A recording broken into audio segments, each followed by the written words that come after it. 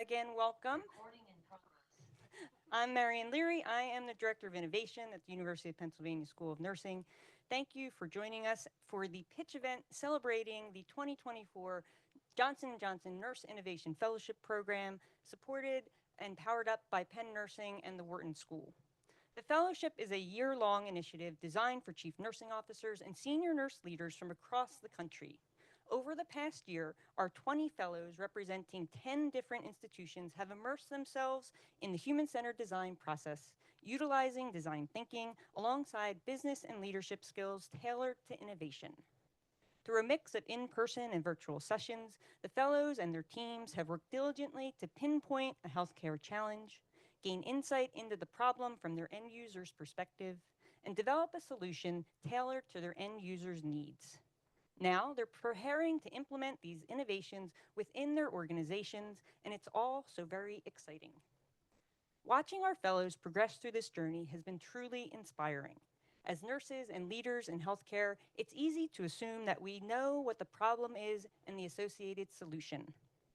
However, this year, our nurse leaders learn to put aside their own assumptions and biases, trust the process, and genuinely listen to and observe their end users, allowing them to uncover the real issues and work collaboratively with these individuals to co-design human-centered, equity-centered solutions. Innovation at its core is not just delivering a final end product. It's a methodology and a mindset. Our aim with this fellowship was to instill that innovation mindset in our senior nurse leaders, empowering them to infuse and use it throughout their hospitals and health systems well beyond the fellowship. I am deeply impressed by and grateful for the dedication and caliber of work our fellows have demonstrated throughout the year. Don't be fooled by how seamlessly their pitches may appear today. This program was incredibly demanding, requiring significant time and effort above and beyond the schedules of nurse leaders who are already having many competing scheduling responsibilities. Their commitment speaks volumes about their belief in nurse-led innovation and their dedication to improving healthcare for both providers and patients. I gave a talk earlier this month on the future of innovation in nursing.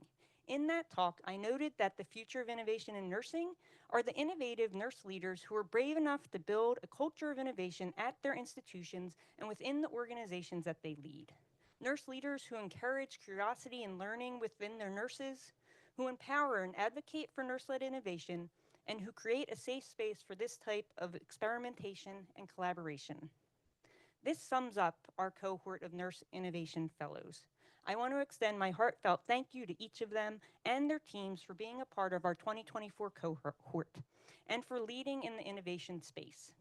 Working with all of you really is one of the best parts of my job. Like all great innovations, this fellowship is a collaborative effort. I want to begin by sincerely thanking Johnson & Johnson for their unwavering support of nursing and nursing innovation. This program simply wouldn't exist without this partnership. Their commitment to the profession of nursing has been unwavering for well over a century. And to that, earlier this month, J&J released a new video series in partnership with the BBC Storyworks called Caring with Courage. Those videos in that series highlighted a few of our Nurse Innovation Fellowship team members and collaborators and showed what it really means when nurses use the innovation methodology to solve for the problems they're seeing in their practice. If you haven't watched them all yet, I highly recommend going to the Johnson & Johnson Nursing website and checking them out, but make sure you have tissues with you. I'd also like to thank my colleagues at Penn Nursing and the Wharton School for being true leaders in this endeavor to transform healthcare by powering up nurse-led innovation and leadership within health systems. Finally, I want to thank the many mentors, educators, contributors, and others who have helped guide it and support our fellows throughout this journey. There are way too many to name, but please know your contributions have been invaluable to all of us, but especially to our fellows. I am forever grateful for the community we are building here together through the Johnson & Johnson Nurse Innovation Fellowship Program, and to watch the nurse-led innovation community grow. With that, before we begin the pitches, I'd like to hand things over to Howard Reed, Global Head of Healthcare Workforce Strategies at Johnson & Johnson, who'd like to share a few words. Thank you, Marion. So good morning.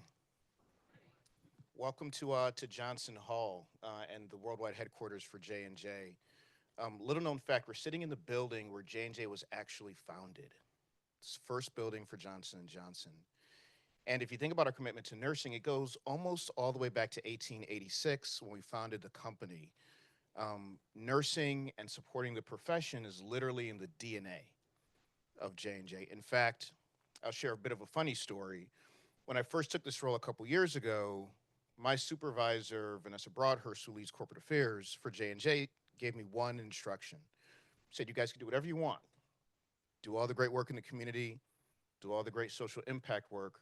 You cannot mess up nursing because it's so important to J&J. So I just wanted to start with our deep commitment to the profession, our deep commitment to innovation. I wanted to thank each of you for your participation in this program. I know that each of you have big jobs back at home leading in your healthcare systems and serving and caring for patients. And it takes a lot of commitment to graduate from a program like this. So I just wanted to thank each of you for your commitment. I also wanted to start with a little bit of a personal story on why nursing isn't only a commitment for J&J, but it's deeply personal to me. So I think it's well documented. My mother is a nurse. She was a nurse for almost 40 years, community health nurse in Rochester, New York. And one of the memories I have from my childhood is sitting around the kitchen table at dinner, my two younger brothers, my father. And my mother would tell stories about the solution she was able to find for patients and people in our own community. She'd talk about, with pride, being able to solve a condition or diagnose a disease that nobody else was able to diagnose. She would talk about being able to find a therapy for a patient that couldn't get access to a medicine. She couldn't be more proud of the work. And for me, from a very early age, it was really clear the importance of nurses. Nurses deliver more care than any other profession in this country. And oftentimes, the solution to many of the issues and challenges we have in our healthcare systems are sitting with the people that are closest to the problems. The solutions are sitting with nurses. So we couldn't be more proud to support the profession. We couldn't be more proud of the Nurse Innovation Fellowship. And one of the things I enjoy most is getting a chance to talk to nurses about what they see in the healthcare system, what they enjoy about programs like this. So if it's okay, I'd like to take 2 minutes, maybe open it up, warm us up for pitch day, and ask a couple questions to the team here. Anybody's that's willing to speak up, I think that would be great. But I'd love to hear what you liked most about this program. Anyone can get us started.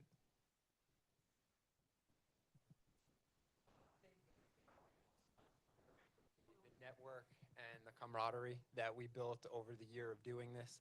I would have never met all these amazing people if I were not to have done this program, and I truly believe I've made friendships and relationships that will last the rest of my life. That's fantastic. Thank you. Anyone else?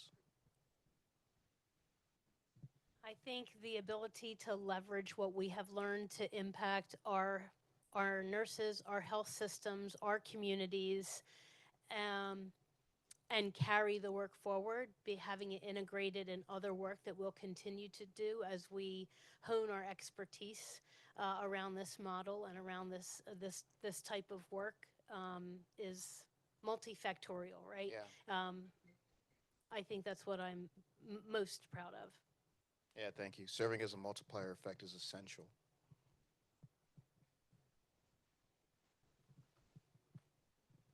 I think I'll echo what our colleagues said, but also appreciate the fact that it's Johnson and Johnson has there's a prestige with the name, and to dedicate this amount of time and energy and learning to nurses who are, like you said, leading busy organizations, it's truly has been a gift to get to do that. Thank you. Maybe one more, and then I have one last question for the group here. Along with it really helps us to pause and really bring the innovation. It's the true spirit, right? Bringing the resources from outside of nursing as like, yeah, we can do it. So that's important. Excellent. Thank you. Maybe one last question before I hand it back over to Marion and start pitch day.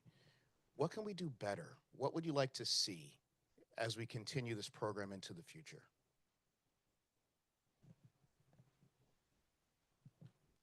I would love to see the addition of some staff nurses to this group. They are young and Yeah. curious and smart and creative, and I think, and they have more time, to be honest. Yeah. So I think adding them, not taking anybody away, but just a little bit additive of frontline staff nurses into the mix would really be a benefit. Thank you. I would like another year, please. No, seriously. I think that a touch base in person mid program would Yeah. benefit us because the virtual component is a great component, but it's not quite the same. There's a little something lacking with that. So maybe midpoint, even if it's just a one day, to come together and be able to talk together as a group would be very helpful. It's great feedback. And I'll Thank still you. take that other year. Okay. Maybe one last comment.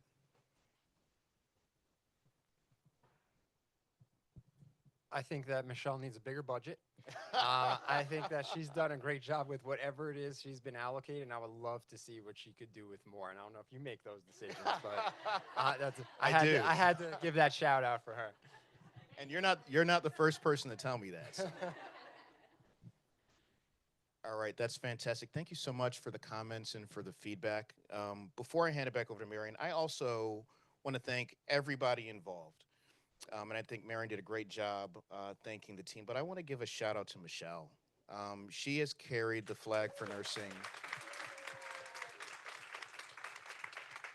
She's carried the nursing flag for J&J for many, many years over changes in leadership, changes in structure for our organization.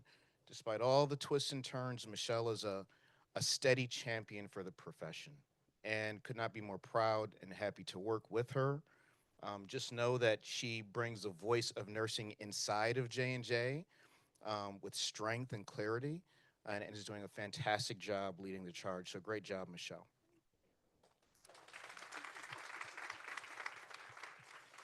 Okay, one last point. We want to stay connected. So I know that this is pitch day. It's an exciting day. It's a culmination of a lot of hard work. A lot of great ideas will be shared, but we're really hoping this isn't the end of the conversation that you have with J&J. This isn't the end of the relationship. So please stay connected with us. Congratulations again on this incredible achievement with the Nurse Innovation Fellowship. Thank you for all the hard work. We're looking forward to hearing about some of the great solutions that you're going to be bringing to your healthcare systems. And with that, I think we're going to get started. I'm going to invite Marion back up to the stage. Thank you, Howard. All right, friends, it's time to get this party started. Oh, Dr. Richmond has a comment. Marion, should we be seeing slides? We should be, yes, where'd Vlad go? So just before, we should need to pull them up. Thank you. We'd have caught that.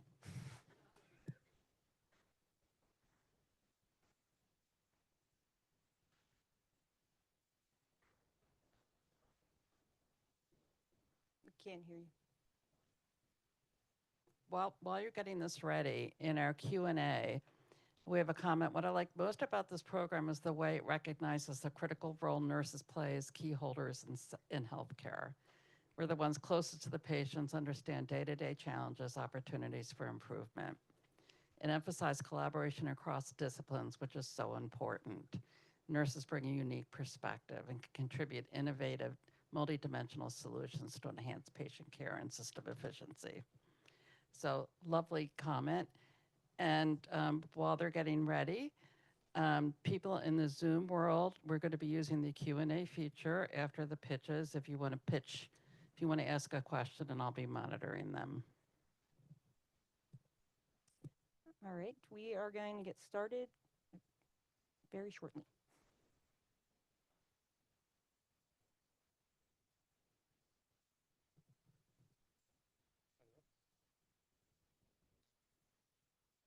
Great. All right, so this is the agenda for the afternoon. We're going to have 5 pitches, then we'll have a break for 15 minutes, and then we will have the remainder of our 5 pitches. Like I mentioned, we have 10 teams. Each will have 6 minutes to pitch, and then, as Dr. Richmond mentioned, we will have time for questions, both from our in-person audience and from those of you who are joining virtually. If you're joining virtually, please throw your comments or questions in the Q&A box.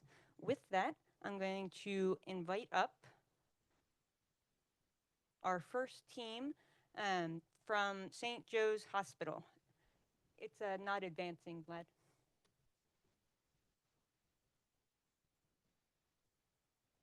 Nope.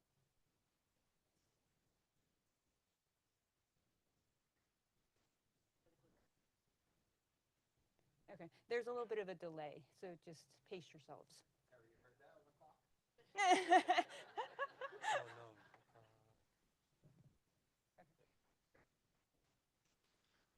All right, good morning, beautiful people, and thank you for being here. My name is Dr. Anthony Esposito. This is Dr. Kimberly Ross. We're here today to talk to you about the Right Now Mentor. This is the nursing leadership mentor that you always wanted and you probably always deserved. So everybody here has had this feeling. You're excited. Congratulations. You're going to be the new nurse manager. You're amped up, right? Then reality sets in, and you realize that you are about to take the most complex and most difficult job in the hospital, and you have no help. You have no mentorship. You have nobody to show you the ropes. Well, sadly, this is an epidemic that is going on, and it is getting worse every single day, and it's not being spoken about. Just by taking a look at a couple of these numbers, you'll see that there's a couple of issues. There's a lot of burnout going on with nurse managers. We're only seeing them stay in positions for about 2 years, yet it takes 5 to 7 for them to be competent. It costs at least $100,000 to replace one nurse manager. If you look in this orange section on the right, it doesn't get any better as you look up the chain in leadership. We have the same problems for our senior leaders in nursing. Well, thankfully, we came up with a cure for this epidemic. We have the Right Now Mentor. It's an application that uses AI for our solution. We have a couple of pages that you would see when you open the app. There's a loading page, essentially. Then you get your sign-in page. Followed by that, you have a page where you can ask it anything. This is similar to a chat GPT. So we think that the target audience for this app probably already have chat GPT in their pockets right now.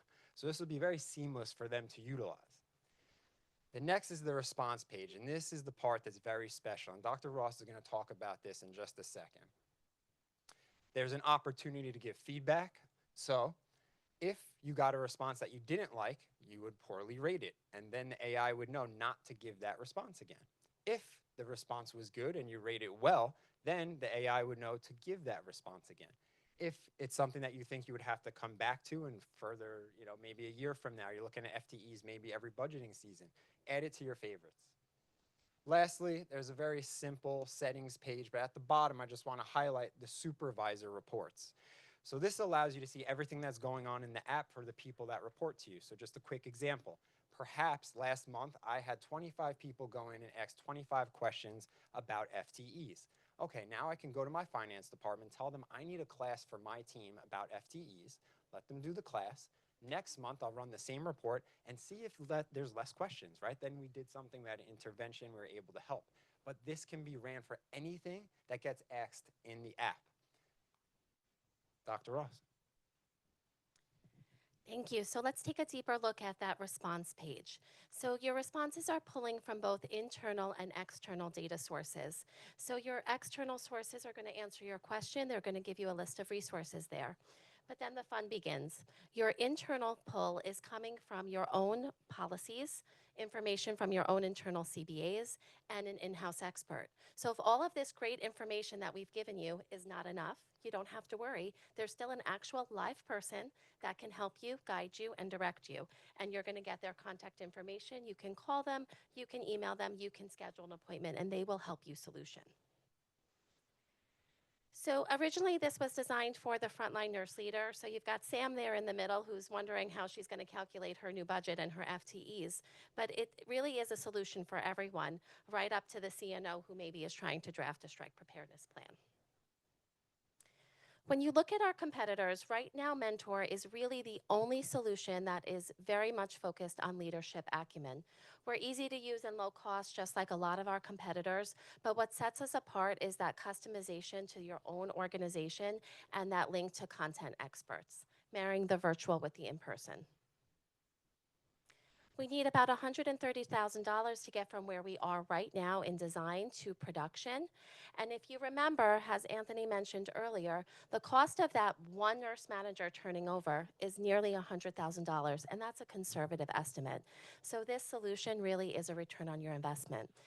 We have about a 6-month timeline to get from production into training and into the hands of our frontline users, and that includes training for them as well. Leadership has proven time and time again in the literature to have an impact on just about everything, from your patient experience to your employee engagement, your outcomes, all of those key metrics, your financial performance. And this truly is your ROI. By using an application like ours to really advance the leadership acumen on your frontline team, the results are going to pay them back multifactorial. So from a sustainability perspective, we've got that initial build, and then there is some data management that does need to get done on an ongoing basis to keep all those internal data sources up to date. But AI really takes over and does the rest, which is a win for us. I want you to imagine for 1 second that you had a platform that was live, dynamic, interactive, and gave you 360-degree feedback. Imagine what that would do for you as a nurse leader. Now imagine what it would do for your entire team. The return on investment, the strength that you could build here is exponential. And that's what you can expect in future iterations of Right Now Mentor. You're going to get those individualized scorecards, you're going to get leaderboards, and of course, there's going to be a lot of expansion. There really is just not enough room to thank everybody that's helped us with this, from the program. I'm sure this side some love from the program, and then our amazing team back at home. But just to talk a little bit about Dr. Ross and I, we have over 30 years of experience in nursing. We've been working together already for 10 years, and we are the youngest, most dynamic duo in nursing in all of New York, which you obviously cannot find anywhere else. I heard your shout out to New York before. So just to wrap this all up, we know that there's over 1 million nurses right now that have the words nurse manager in their title in America. They are all feeling this. I have felt this, you have felt this, and honestly, I'm sick and tired of it, and I know you are too. We can't keep turning over the hearts of our units. Imagine ripping out the heart of your unit every 2 years and telling them to restart and expecting better results. It's impossible, but nobody has a fix to this until right now. So thank you all for listening to us, and I hope you have some great questions for Right Now Mentor. Thank you.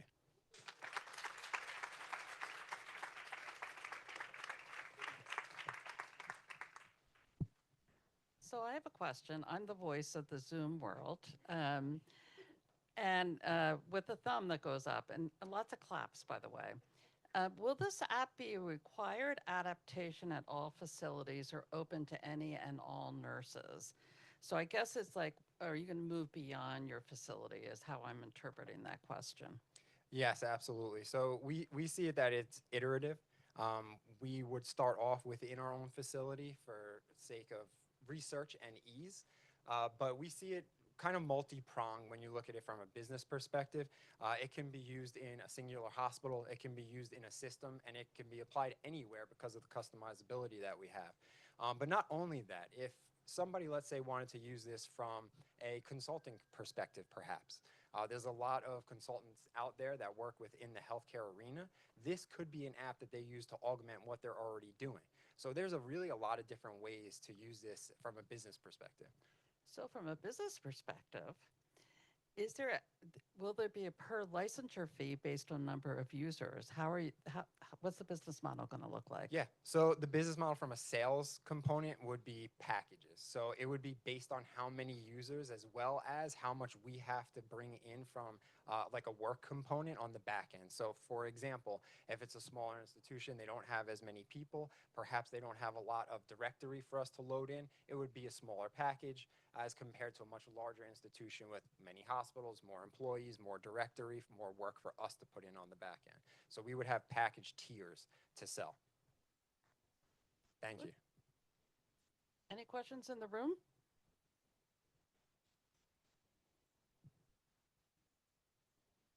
No more questions. all right, thank you very much. Excellent job. Congratulations.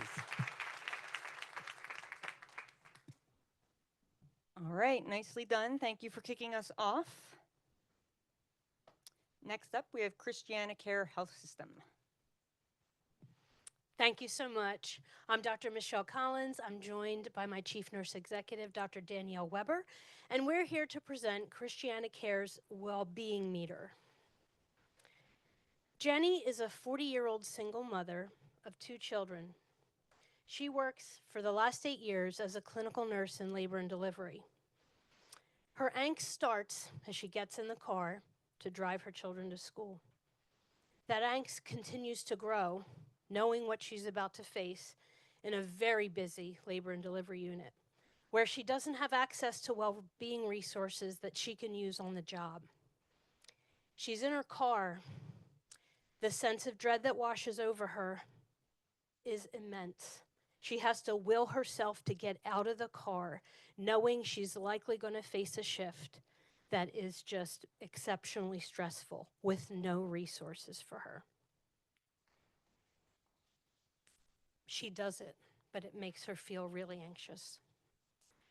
It's important that we solve this problem because healthcare organizations across the world understand RN turnover rate, RN stress level, RN well-being impacts not only your burnout and your turnover, but it impacts your patient care and your clinical outcomes. A 10% increase in nurse intention to leave equates to a 14% increase in patient mortality rates. Our hair should be on fire about nurse well-being and challenges to resolve that. It should not be an issue that's reaching the point where, per RN, not only is our organizations losing money, but with the workforce shortage ahead, we can't afford that, literally and figuratively. We can't afford that. Our solution is the well-being meter. So the well-being meter, the thermometer that you see here, is aligned to green, feeling really low stress. I have the resources I need, I'm feeling good. To yellow, I am surviving. To orange, I'm struggling. To red, I'm critical. I should not be delivering care to patients. This work is aligned to the national US stress continuum work that happens. But the difference is the platform that this well-being meter is built on is free to our nurses. It's free on their work phones. It's free on their personal devices. It's 24/7 access to content that they can personally have to adjunct their own well-being at no charge. So let's take a look at the surviving mode. So in the surviving mode, which is like the yellow range, right? On the platform app, they can select peer counseling. They can watch a mindfulness video. They can do a brief meditation. They can do a breathing exercise. They can visit, and everything is accessible on the app. It is live today. They can visit the Vital Life Work, like the Employee Assistance Program website, and they can also explore the rest of Christiana Care's work-life well-being resources. Juxtaposition to critical, red. My stress level is out of control. I am not safe to be caring for patients trying to manage the stress level at work. The very first thing that we ask them to do is speak directly with a charge nurse or nurse leader, because the application use is anonymous. So we're not tracking you as an individual. You have an ID number that is unique to you that we can see, okay, yes, how many times have you gone in today, over the week, over the month, how many from the entire department? You can also call 988 directly on the app. So it is live and functional. You can call or text 911, the suicide hotline. And then you can also access those same things in addition to calling pastoral care, who will come to the unit. Given the market assessment, the well-being meter is really the only solution that that meets the needs of nurses today because of that stress mapping. It's not here's the general availability of all the well-being resources you could pick from. It's mapped to what you self-selected as your well-being score. So the content is specific to you, and it is free for you to use 24/7 at home or at work. The outcomes that we'll measure are going to include looking at a reduction in the perceived stress scale as a validated tool, reduction in burnout levels, an improvement in our caregiver perception as we measure this in our caregiver voice survey, that Christiana cares about my well-being, and aiming for a 10% reduction in our nurse turnover. The funding ask that we have is specifically related to, number one, our vendor support. So we are working with a vendor that was pre-existing for a completely different function within our healthcare system, but to keep renewing that contract. We also want to make sure that the content stays fresh, and as new content evolves, we're evaluating for use and need on our platform. We want to be able to build that platform into our secondary prototype. As I mentioned, our current prototype has been live since April 29th. We also wanted to develop some of our own content testing, and we want to expand the program to have smart boards. I lead in futuristic vision and ideation. So I want Mission Impossible boards at our huddle stations, in our nurses' lounge, where nurses can interact that way, not just through a small cell phone. And that's what they want to. Expansion is looking at what evidence-based strategies can we help to study and evolve, create for supporting nurses in engagement with these resources, and also looking at what our caregiver voice surveys look like once we move beyond a pilot and expand across the system. Sustainability for us is important in that we've been a partner in our Center for Work-Life Wellbeing from the start. Our vendor relationship critical. They've been absolutely wonderful with evolving content and design features, whatnot. Just keeping that content fresh and making sure that it remains a priority budget item within nursing excellence and is included on our nursing strategic plan. With respect to evolution, we are in one unit right now. Based upon the engagement results that we are assessing, we'll determine next steps, next unit, next pilot, potentially next service lines. What other employee groups should we be targeting? Anybody with stress can use this. So while it is created for our nurses in this Nursing Innovation Fellowship, any employee, anybody in any role within our system can use it. Patients could possibly use it. And so they're not always on a TV to have access that way. But also we want to see, okay, then from a commercialization perspective, you know, how can we package this and make it accessible worldwide?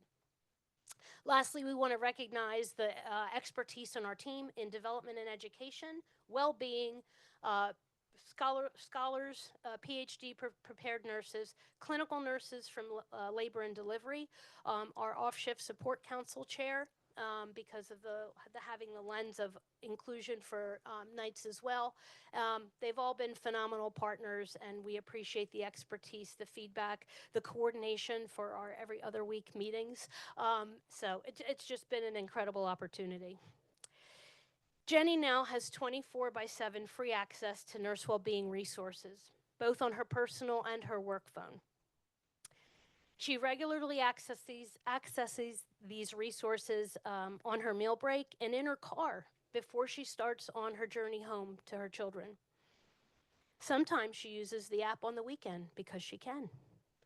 She feels her stress is better managed using the wellbeing platform created for her by Christiana Care and our phenomenal Johnson & Johnson Nursing Innovation team back at home who's watching. Thank you.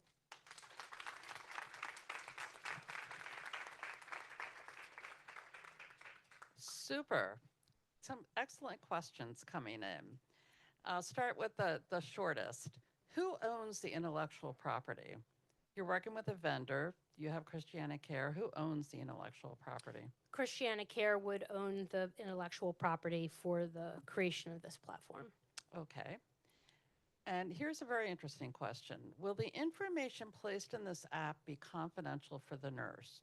Or can this information be discoverable if there is litigation and used against the nurse in hospital during litigation, stating the nurse was not fit to care for patients in their reported state? So, phenomenal question. The way that we have the application set up today is that it is anonymous.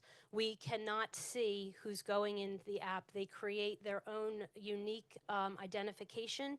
What we are studying is, are you an RN, or are you a patient care tech, a resident, a provider, because it's plastered all over labor and delivery for anybody to use, because all of these roles have stress. But it's not identifiable. We can't go down the chain and find out, oh, okay, Michelle used the app 3 times today, and something maybe she should not have been on the unit. Superb. All right, great presentation. Can you explain a little bit about what happens when they click on the peer resources option? So for peer resources, they can call Center for Work-Life Wellbeing and ask for a support person there. They can call pastoral care for support. It all is dependent upon the level. So I'm not recalling. Correct. And it's based on the levels. So if they call pastoral care or the peer support, we actually have people who will come to the unit, or they can go meet them at the unit or in a different private place off the unit. So there's an opportunity for a live person to interact with them. Do we have questions in the room? Nancy can run the mic. Marion will run the mic.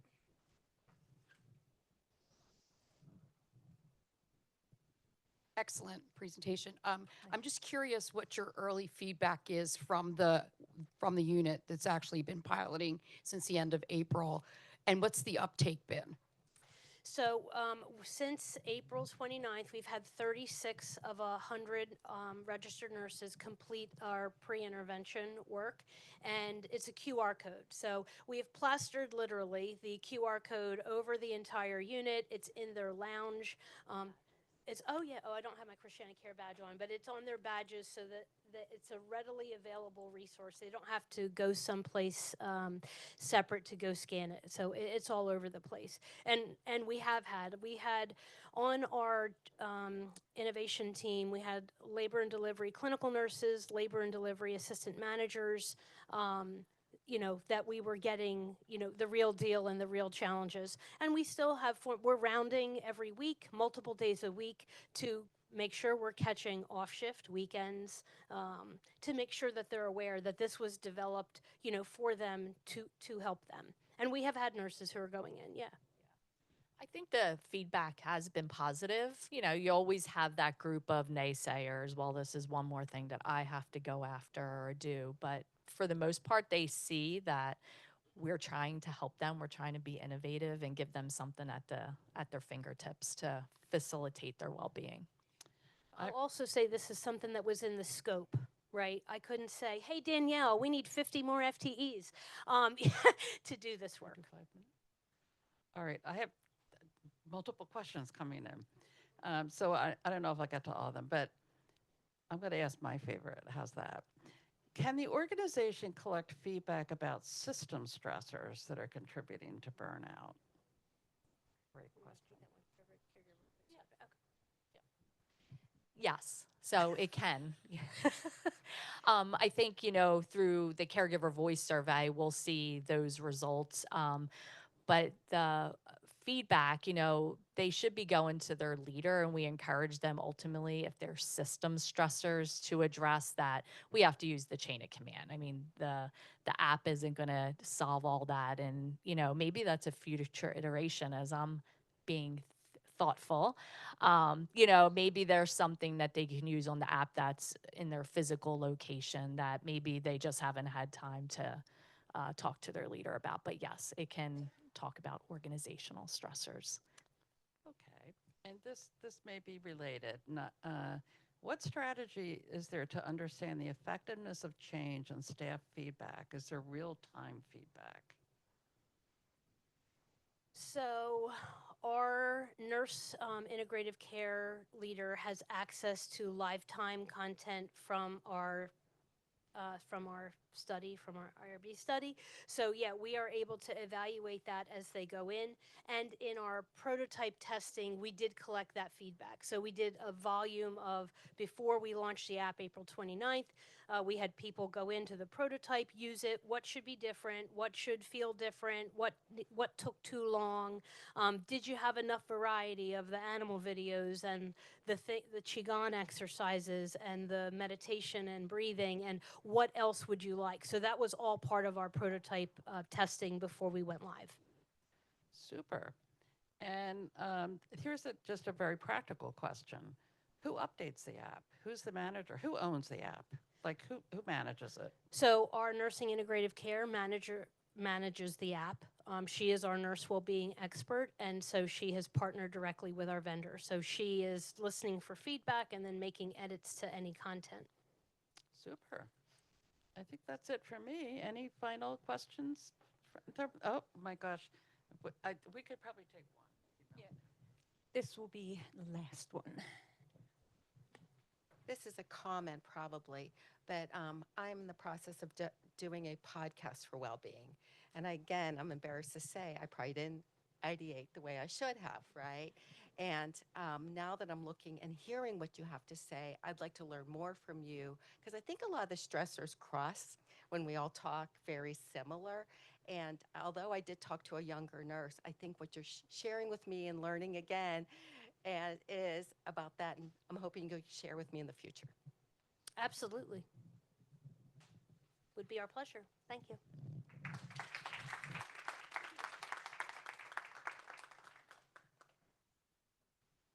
Thank you, guys. All right, next up, we have Good Shepherd Rehabilitation Hospital.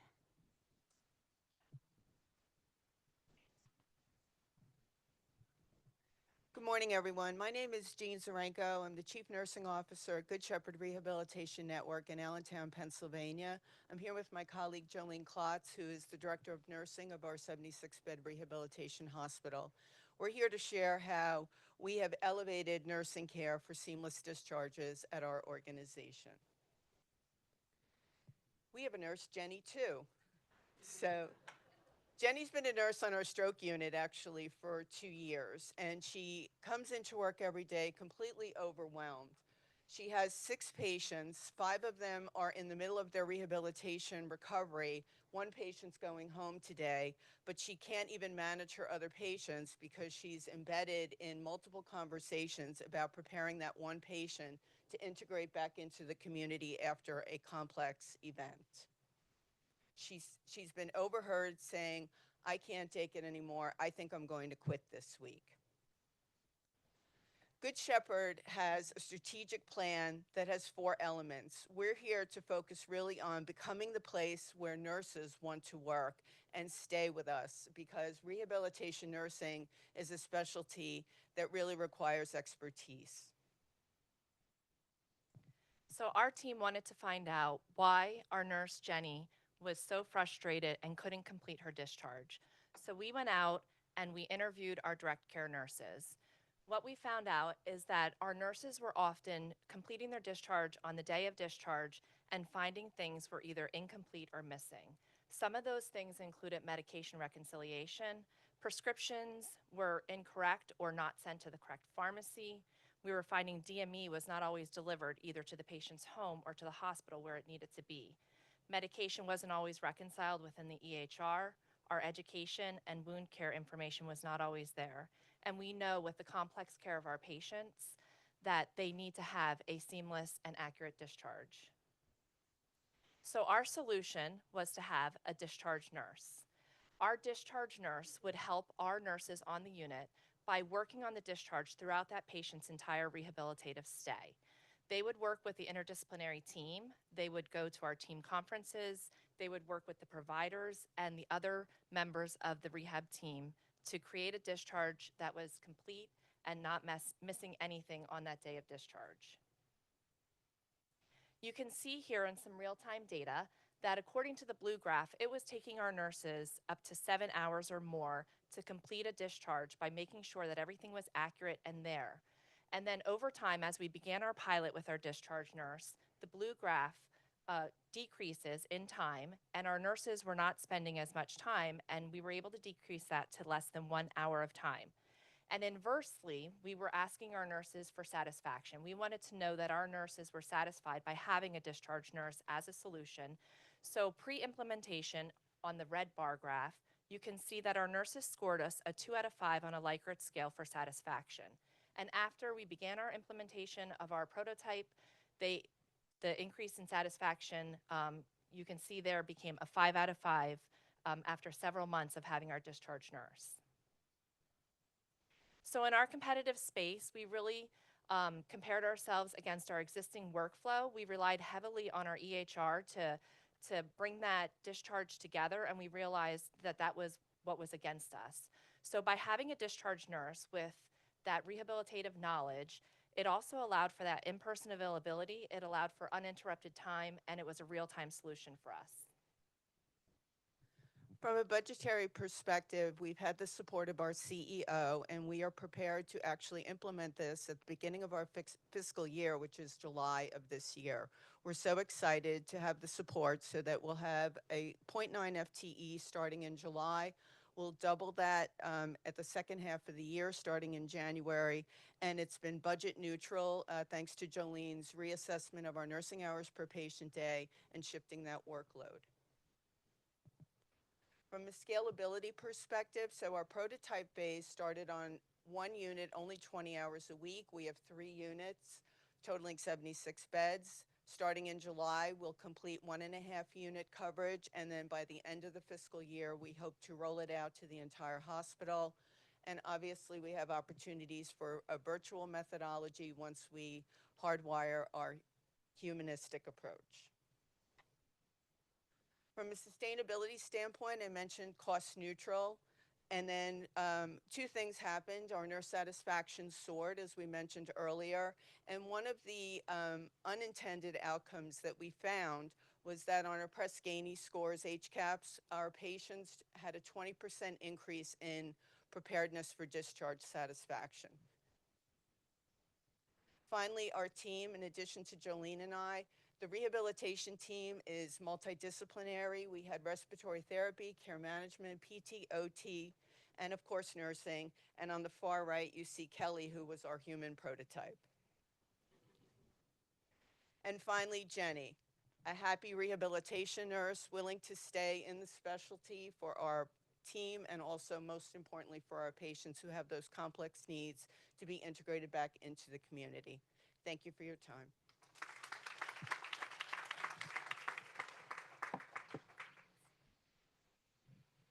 People could put questions in the Q&A if they have it. In the meantime, do we have a question in here? Nancy.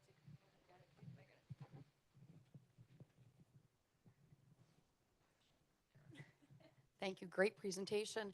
One of my questions is just about the model. Is this a singular nurse who's going to do this, or are you going to have a rotating assignment like a tour of duty? Because one of the things I'm thinking about is the loss of competency around transitions in care if it's one person. And then just a question about backfill. If this is one person and they're not there, how does this function get managed? So it will be a singular nurse that will do it. We're going to hire into that position. And then with the hope with the future iteration of another nurse, they will help provide coverage for each other. Initially, we have some per diem staff that can help fill if the nurse is off on PTO or anything, so that we have that complete coverage and we don't miss any of our discharges.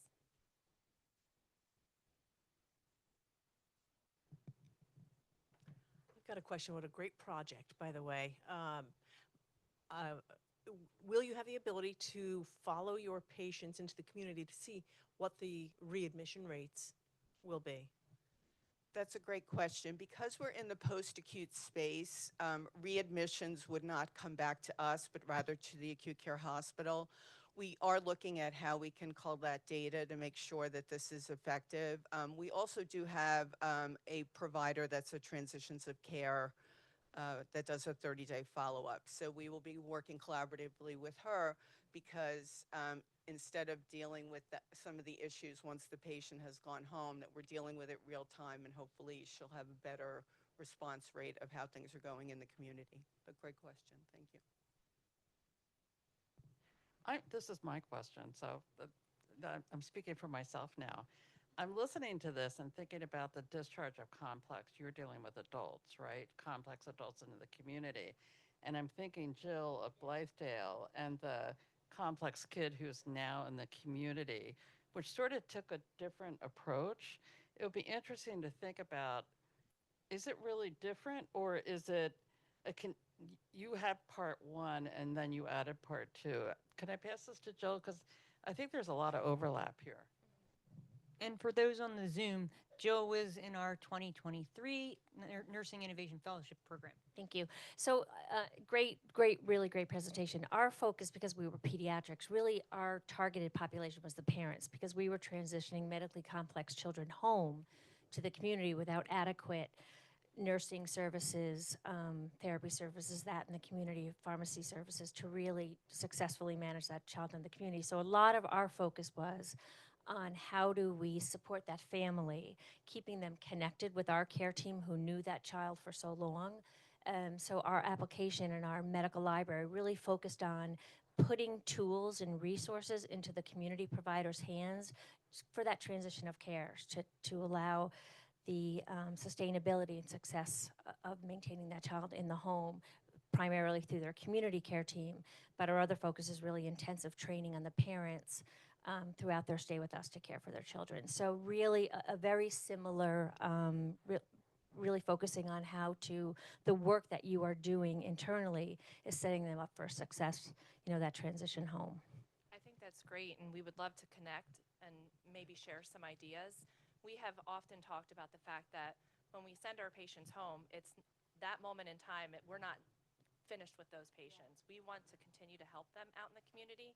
And we often forget that, we're completing the paperwork and sending them on their way, but now they have to figure out, how do I get in my home? Is everything set up the way that I need it?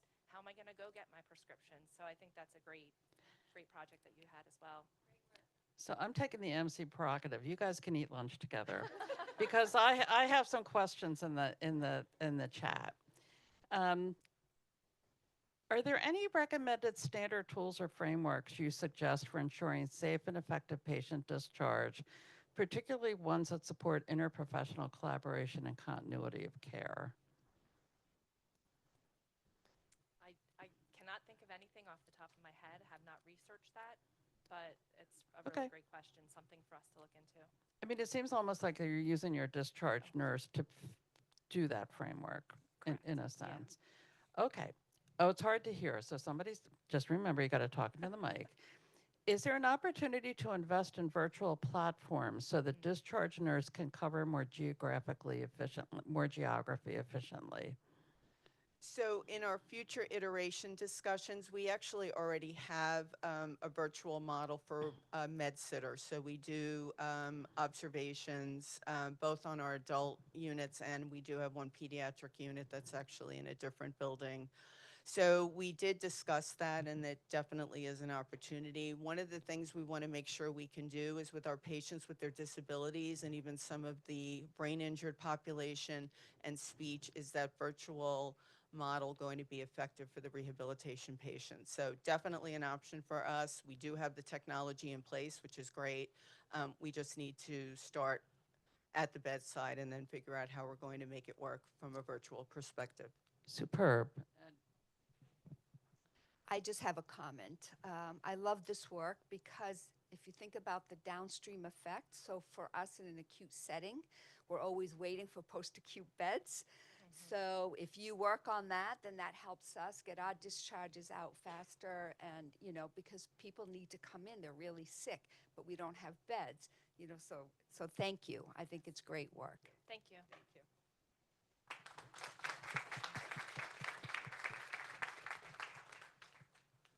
Thank you. All right, next up we have Cook County Health System.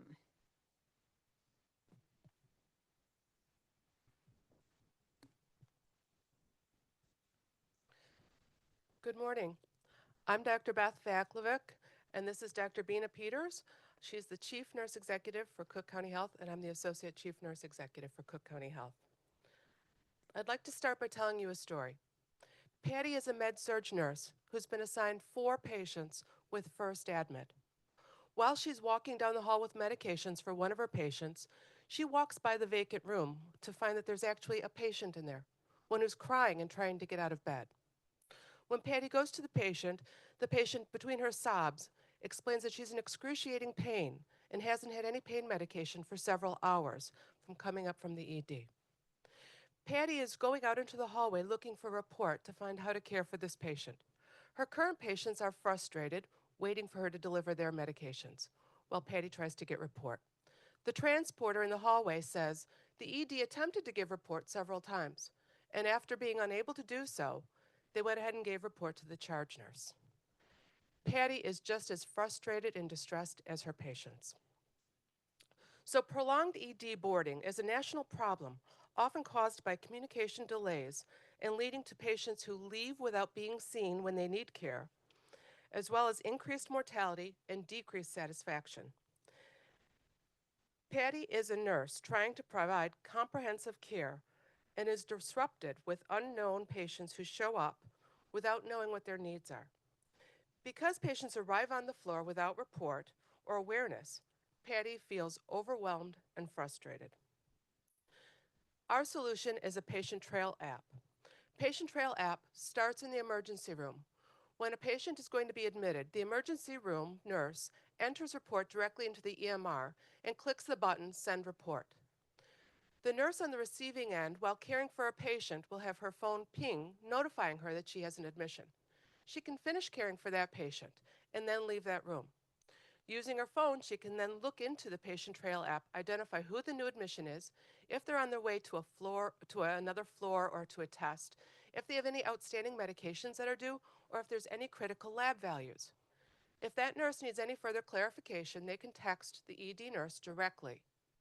When the floor nurse is competent enough or comfortable enough and feels that they have received report, they click Report Complete. It then goes back to the emergency room nurse who has been identified as the patient is now ready to come to the floor. The floor is ready. So the Patient Trail app streamlines handoff communication by providing real-time patient tracking and seamless interdisciplinary communication to optimize patient flow. Unlike existing solutions, Patient Trail ensures efficient and intuitive handoff process, enhancing workflow efficiency, safety, and quality. We will launch Patient Trail app in one hospital year 1, expand to the system in year 2. By year 5, scale it nationally with the goal of reaching 30% of the US hospitals. With over 6,000 hospitals nationally, the market potential is enormous. At a conservative cost of $5 per bed per month, will transform the patient transition through Patient Trail app. We will begin with a $210,000 as a startup cost in year 1, pilot it in one hospital. Year 2, we expand to the system, and by 5 years, we will aim to reach 30% of the US hospital, translating over $13 million in revenue and transforming care transition through smart technology. Our solution directly targeted on addressing one of the most bottleneck in the hospital operation, decision to admit the patients currently average around 200 minutes, with the goal of reducing it to less than 60 minutes. By streamlining the care transition, we aim to drive a 75% reduction in our left without being seen, increase patient satisfaction, as well as the nurse engagement, delivering measurable impact throughout the system. Sustainability, we will launch a program in one hospital, expand to the whole system where we realize our early ROI. By reaching the hospitals to almost 30% actually help us to really have an ROI, as well as this project directly in relation to our system goals to provide safe, quality care to all we serve. So from leadership to the frontline staff, our team included nursing, IT, quality, performance improvement. We couldn't have achieved such a robust proposal without the support of our system CEO. Over the past year, we've had over 100 participants in our program. So in closing, with the Patient Trail app, we've had communication that is smooth and efficient. Patty is now able to prepare for admits while continuing to care for her current patients, resulting in a decrease in boarding in the ED, improved patient outcomes, decreases in left without being seen, and increases in both patient and RN satisfaction, along with an increase in revenue. In fact, Patty is no longer frustrated, but happy. Thank you.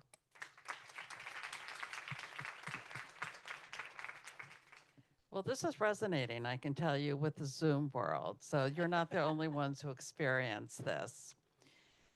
So, oh my goodness. Okay. What parameters are in place to prevent delays in report from being marked complete by the receiving unit or RN? So with that, actually, the nurse is ready. So once you click receive, that means the receiving nurse is ready to go with the goal that she should get the patient within 15 minutes from ED. And also she's prepared to see what else needs to be done for that patient to ensure right care at the right time. All right. Now, this is a more technical question, I think.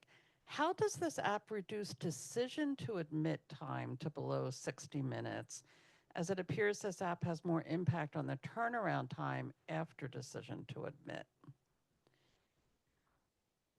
When we look at our data, we did our walk through the ED. Once the decision to admit is made, the patient actually may go to a lab, may go to different procedures. So the care continue, as well as now the current process, the nurses from the ED is calling the nurses on the floor where the nurse is not available, multiple calls, and all those processes are the contributor to our 200 minutes. And having this seamless, app will help us to identify the gap as well as receive the patient. And our future iteration, we are also looking at the workload of the nurse who is receiving these patients, and also we have an opportunity to realign the resources accordingly in our next phase. Okay, and I think just to, I'm clarifying on behalf of the Zoom person, this is now Terry Richmond speaking. It's like if him is the nurse practitioner and she's made the decision to admit, it's from that decision time to the handoff to the floor, right? And that's we're going to go from 120 to 60. Okay. All right. I think that I reflected that. All right. I'm just going to, Peggy Norton Roscoe, who was last year's cohort's online, she said, great job, Cook County Health. So I just have to give a shout out. Thank you, Peggy. She's the CNO at University of Maryland Health System. Okay. Can this app be scaled to facilitate handoff from EMS personnel to ED nurses? Absolutely, right? This is an opportunity when we really dream big. It can be used for any handoff between, clinics to inpatient, outpatient. All right. Hold on a sec. Okay. Let me just, I'm reading this. Okay, thank you. As part of improving early interventions, has your team considered integrating pain assessment and initiating pain management protocols directly at triage, especially for high acuity patients? If so, how could the Patient Trail app support or document this early clinical action to enhance patient comfort and safety? So we currently have the protocol in place where pain is assessed initially in the emergency room for when they first show up. It's assessed and it's treated and it's reassessed at a routine time. Yeah. So what would happen with this app is when there's a pain medication that's ordered or items that are ordered or follow-up, it would show up on the app, as well as the app being able to dip into Cerner. So when the nurse is dipping into the electronic medical record, they can see those assessments. They can see when a pain assessment is due, it would come up as red, and they would identify what medications were due. And then through the patient trail app, if it's time for a pain medication, it would show up in the app as red. Green means it's coming up, it's due soon. Red means it's time to give it now. Super. Comment? Question. I just want to follow on that. I was sitting here listening, thinking this is brilliant. Is it integrated into the EHR? So it's populated by Yes. They will communicate back and forth. Yes. So it's not redundant to the EHR. No. All right. That's really important. Yes. Great work. Thank you. Other questions in the room? It's your chance. Going once, going twice. All right. Well, I think there's a market out there based on the comments. So great job. Thank you so much.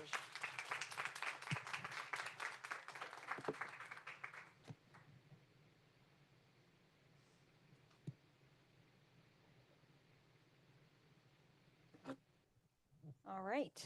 Thank you very much. So next up, we have Inova Health System.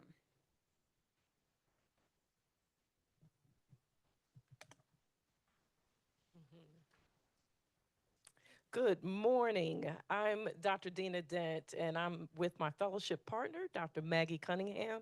And thank you so much for the opportunity to pitch Sign Me Up, revolutionizing scheduling for a 24/7 workforce efficiency. Our story is around clinical director Claire. She prepares herself shift by shift for her schedule to be perfect. But what happens? There's a call out. Someone's late. Acuity changes with a patient. Clinical director Claire continues to brace for staffing challenges. Then we have Nurse Nancy. Our clinical nurse Nancy arrives on a unit that she thinks she's going to take a patient assignment. And what happens? She has to float to another unit. Maybe not another unit, but another division. Maybe not another division, but another hospital. What does clinical director Claire and nurse Nancy have in common? Frustration. They feel ineffective and they're drained. Every single one of you on this call or in this room has either been Claire or nurse Nancy. There must be a better way. The opportunity is that this isn't just a workflow problem. It's a workforce sustainability problem. At Inova Health System, we have over 2,000 patient beds, 5 hospitals, and over 700 float nurses, whether system float or care site hospital float. When we pulled our team together for our empathy investigation, you can see our team here on the left, what they told us with the common themes is that there was limited transparency. The administrative directors didn't know when the team members were floated. Our system float pool wasn't aware. There were scheduling inconsistencies, and there were at least 34 reassigned team members every day. Can you imagine that frustration? What we need is a centralized staffing solution that puts collaboration and clarity at the core. Introducing Sign Me Up.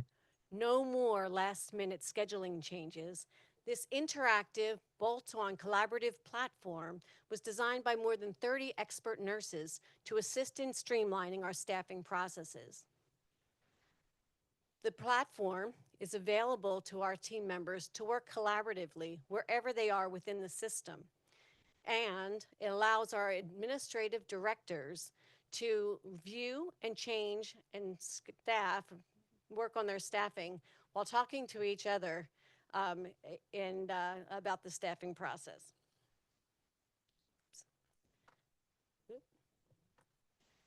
So let me take you through that process. On the left, you can see our highlighted areas, our staffing resources, our site-based and our system float pool nurses are, organized by level of care as well as their staffing mix. On the right-hand side, our units are organized by facility and unit, or available shifts, I should say. Sick calls, overtime, and critical care capabilities are denoted by easy to identify emojis. So you can see our CVICU needs 3 nurses tonight because of sick calls as well as overtime. We can easily look at the available critical care nurses, identify 3 who meet their needs in terms of their skill mix and capabilities, transfer them to the CVICU, and once confirmed, those staffing cards turn white and those nurses can no longer be reassigned. Our platform ensures seamless experience for our users. We have ease of use and our vendor platform integration. We are agnostic to vendors, so we can make a connection to your staffing platform. We're built by nurses for nurses, and Nancy and her fellow nurses will benefit from our administrative assistant or administrative director's assignments to fill staffing gaps. Our goals this year are to reduce our float team reassignments by using targeted deployment strategies. We'll increase our technology adoption by using structured training as well as in-unit technology champions. This is a great solution for our more than 8,000 nurses, but Sign Me Up is not just a staffing solution for nurses. As a matter of fact, any 24/7 workforce seeking flexible scheduling can use this application. For our startup costs, we're asking for $336,000. Now, that'll cover our project management, design, developers, and testing.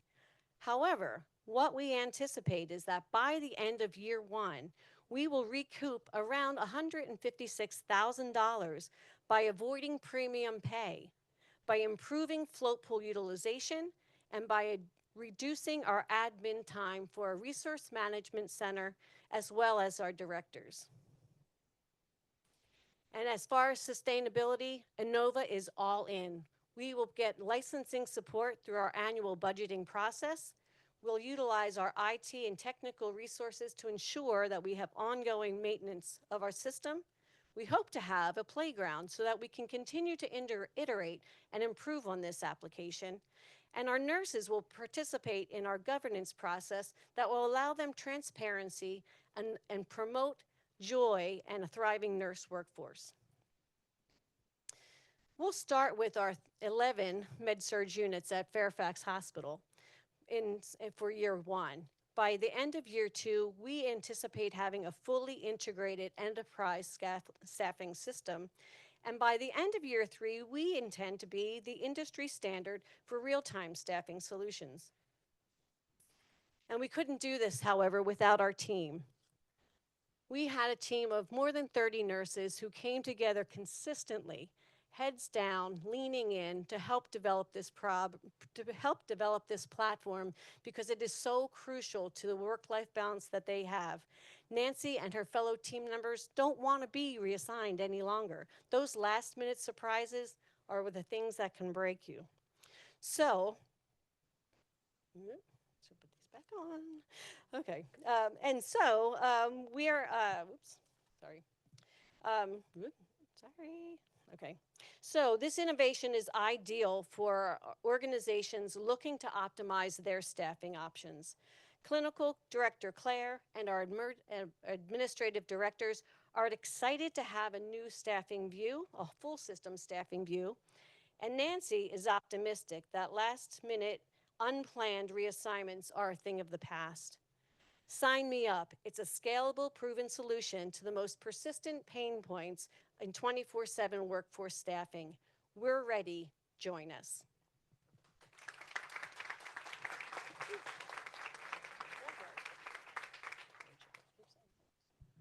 keep pushing for that Super. 15-minute people, break. you can put questions in the Q&A. Do we have a question? Any questions in the room? Yep.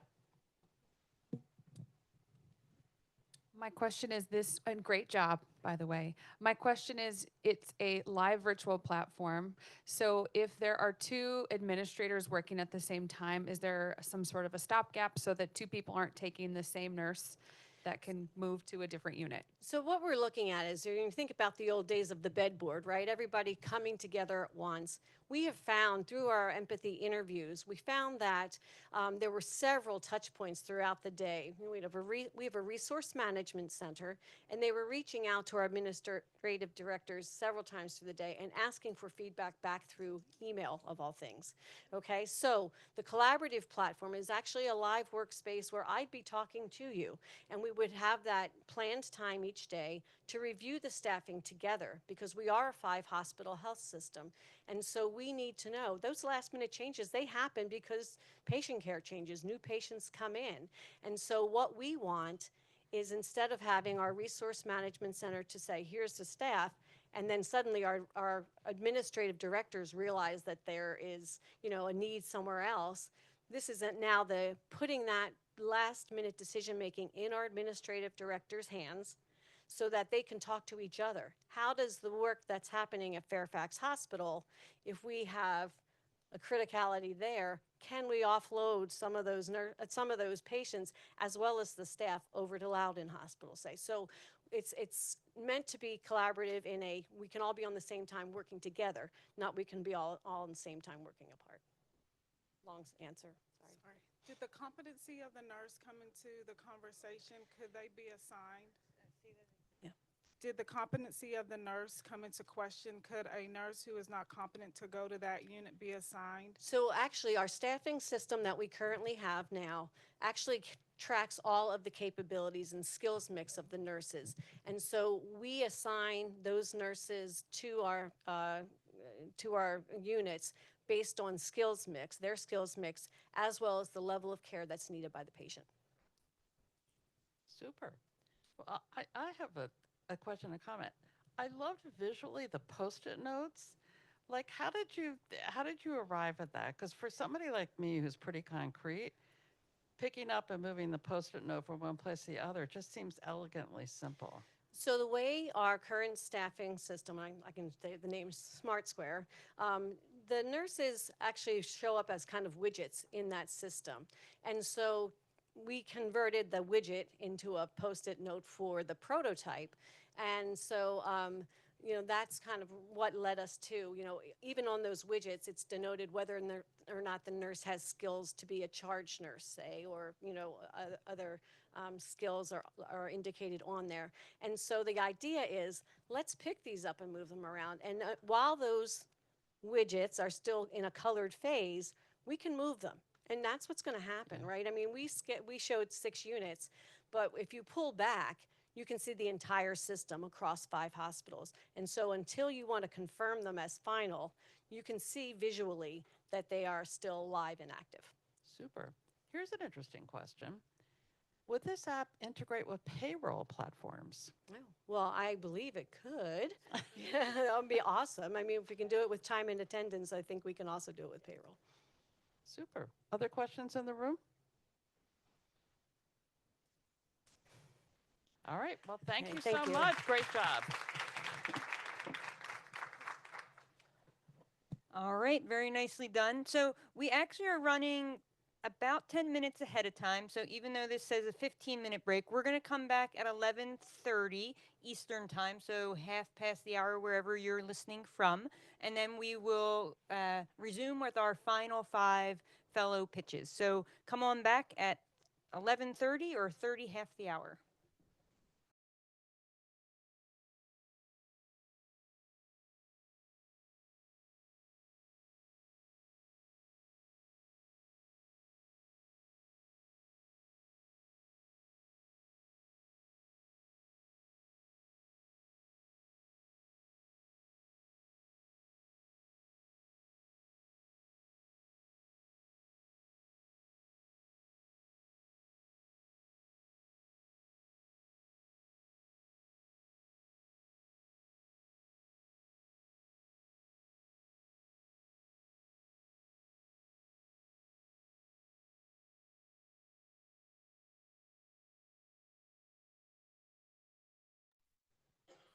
All right, everyone, we are back. I am going to welcome up Seattle Children's Hospital. Good morning, everyone. My name is Bonnie Frislevich, and I'm here with my colleague, Mary Field, and we're excited today to introduce you to Huddle, our digital clinical companion solution. But first, I'd like to introduce you to Emmeline. Emmeline is a new graduate nurse in the Pediatric Intensive Care Unit at Seattle Children's Hospital. Emmeline graduated from the top of her class, and throughout her academic career, she received many accolades. But as a new graduate nurse, Emmeline has struggled. She's overwhelmed by the clinical complexity of the patients she's caring for, and she does not always feel supported by her peers and leaders. This has left Emmeline feeling frustrated, and she's considering leaving her position. Sadly, Emmeline's story is not unique. Nationally, 24%, nearly a quarter of newly hired nurses leave within the first year of practice. At Seattle Children's, in our critical care units, we have a 21% turnover rate within the first 3 years of practice. Why is this? New nurses report feeling isolated and alone. They're not able to access the support and mentorship they need in the moment when they need it. They have an overwhelming sense of responsibility and feel ill-prepared to take care of the patients that they need to care for. And sadly, they often feel judged by their peers. Nationally, this presents a significant opportunity. With over 6,100 hospitals in the US, greater than 200,000 new nurses per year, and financial loss due to RN turnover of up to $4 to $6 million per hospital. It's critical that we identify solutions to retain our nurses, which in turn will improve patient outcomes and decrease healthcare costs. We'd like to introduce you to Huddle, our digital clinical companion tool made up of 3 different systems. The first is a unit collaboration tool that will provide at the fingertips access to your colleagues via chat, as well as situational awareness about their capacity. Next, we're going to make it easy for nurses to find answers to clinical questions with a natural language search that will provide in-the-moment feedback as well as links to deeper source material. And then finally, we know we can't replace the human element, so we're going to provide instantaneous access to our experienced virtual nurses via chat, phone, and video call. So dive a little bit deeper into the clinical collaboration tool. Today, many of you probably are quite familiar with the picture of this whiteboard on the left-hand side of the screen. I bet you all have these on every unit in your hospital. This is a static board that nurses have to walk up to realize who they're working with, how they're going to access them, what their patient care assignment is. You can imagine this is not updated in real time. It's somewhat frustrating to walk up to it and get inaccurate information. We're going to revolutionize that by making it digital. This will update in real time. It'll provide an at-a-glance staff list, colored capacity tools, ability to chat directly with your colleagues, as well as even to locate them. Now, we're not Big Brother. We're not going to follow nurses across the organization.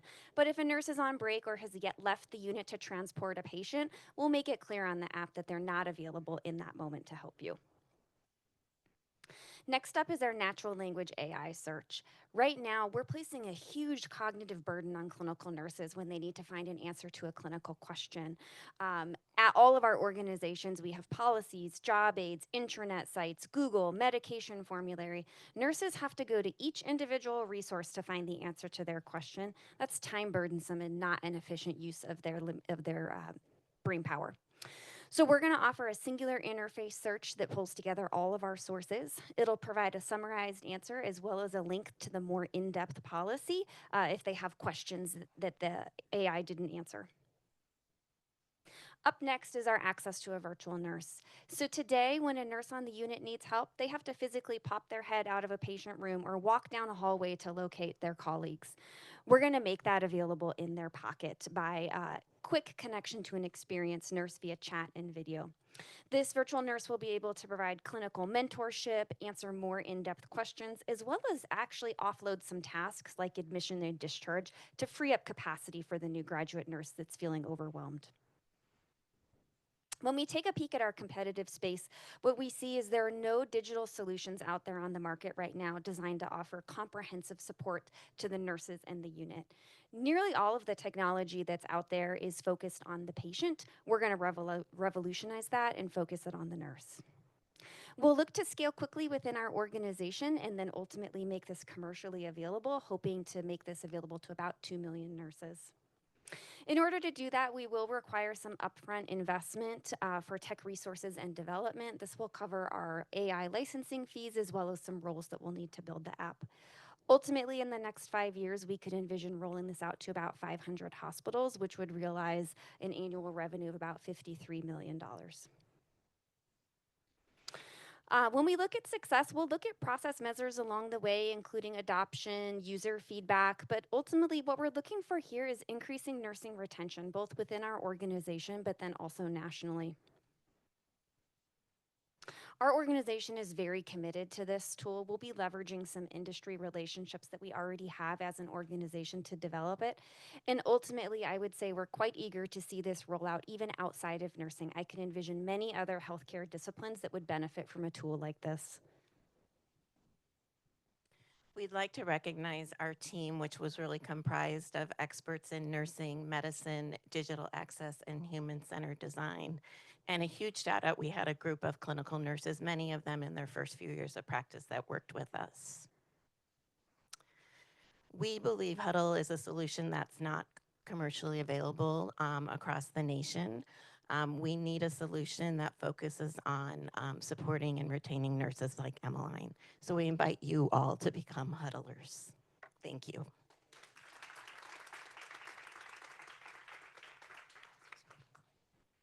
Super. Great job. I'm going to remind our Zoom audience, you can put questions in the Q&A. One of the questions is, do you already have virtual nursing at place in your facility? We do, and we use our own experienced Seattle children's nurses in the virtual nurse role. Super. Any questions in the room? How did you come up with the 4% and 6% metrics on your metrics slide, your goals? Yeah, for retention, really that goes back to the empathy phase. We reviewed all of our turnover data, and specifically we looked at exit interviews as well as some stay interviews that occurred. And so we quantified the reason people were leaving and hypothesized that if we could close the gap on some of those resource needs, that we'd be able to retain more nurses. I'd also just say we know our turnover at Seattle Children's gratefully is lower than the national average, but we do see much higher turnover in our critical care units, which is one of the reasons why we're starting there as well. So that's the difference between the two within the organization. Super. And here's a comment from Peggy again, Norton Rasco, from our previous cohort, as I have to call Peggy out on this. I really like the function that helps the nurse find immediate help rather than having to search the unit. Could save a lot of time. Excellent work. And have you trialed that already? I may have missed that. And how's that working? We haven't trialed that in the virtual space, but during the pandemic when our turnover was at a peak and we were hiring many nurses, we were able to secure resource for what we call a clinical development nurse. And so those nurses are on the unit with certain criteria to do the same function. You still have to search for them, is what we heard from our nurses, is that, so we believe transferring that to a virtual function will make this more effective. Super. And your virtual nurses, there's interest here. Do the virtual nurses also provide virtual patient care, or are they a resource for the nurse? our current virtual nurse model is really what I would say is the more traditional model, working on admission, discharge, transfer, et cetera. We really view this as a virtual coach. So we want this to be a replacement for that clinical development nurse, to be a coach and a mentor. And of course, as we roll that out, we'll need to see how that, make sure that they have enough, that we can keep them productive. So, yeah. Enough work to do? Enough work. Yeah, I hate to say enough work to do. Yeah.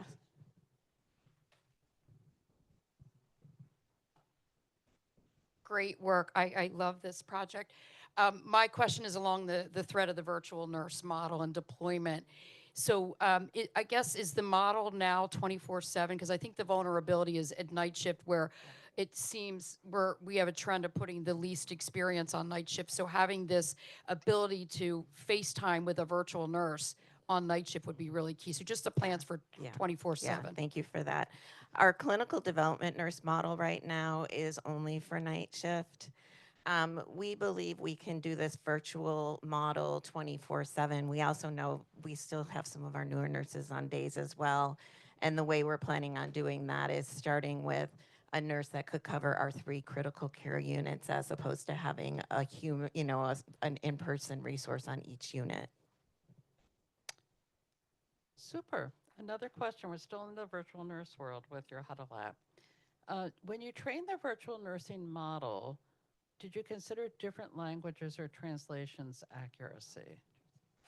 Yes, we did. So we're right now actually using a third-party platform to connect us directly to the patient or to the nurse. And that platform has multiple languages integrated directly into it. So that's how we're bridging that gap. So the virtual nurse can immediately call in a virtual interpreter side by side to provide the care to the patient or the staff member. Super. Other questions in the room? Yep. So how many virtual beds do you cover at Seattle Children's, and what percentage of your population is that? Because we're growing. We're at about 167, but Yeah, we're growing as well. So we've started it on one of our acute care units that has the most patient throughput. So it's a busy surgical unit that has a lot of admits and discharges, and we'll be expanding to the rest or to other acute care units next year.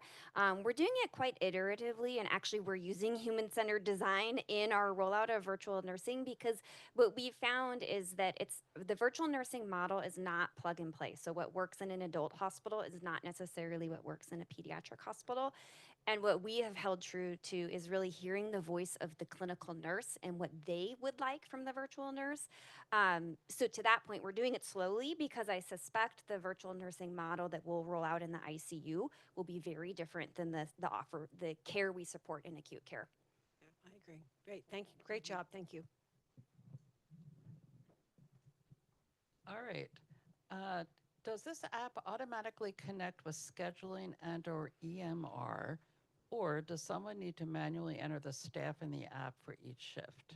It'll automatically connect with the scheduling software. We are intentionally not connecting it to the EMR. The whole focus of this app and software is to support nurses and to provide them the care, the resources that they need. So it will not connect with the EHR. It will list their assignment in room numbers, but it will not connect to the EHR.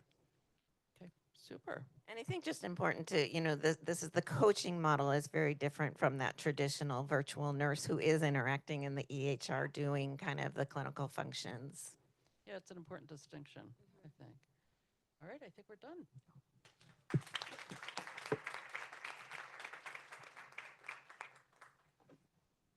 All right, next up, we have University Medical Center of El Paso.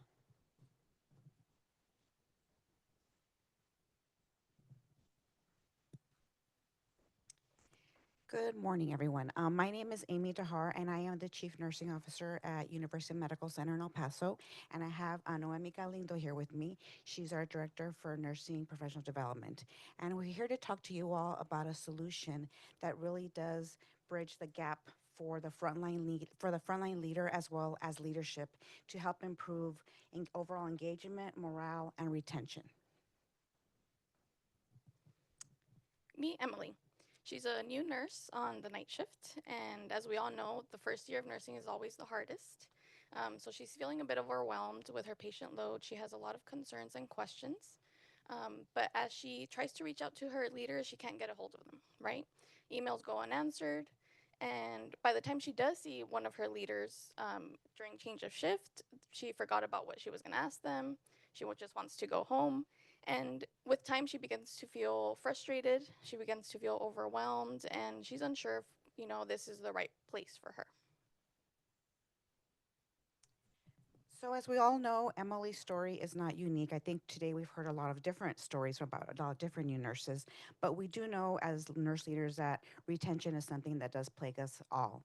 And we know that at least 1 out of 4 nurses will leave an organization within the first 2 years of his or her career, usually related to communication gaps, management issues. So, it's important that we really focus on how we can make their experience better because, as we all know, retention and recruitment costs money, right? It's always cheaper to retain somebody than to continue to recruit them. So we know about 1% of turnover, whether it's increasing or decreasing, could impact us about 289K.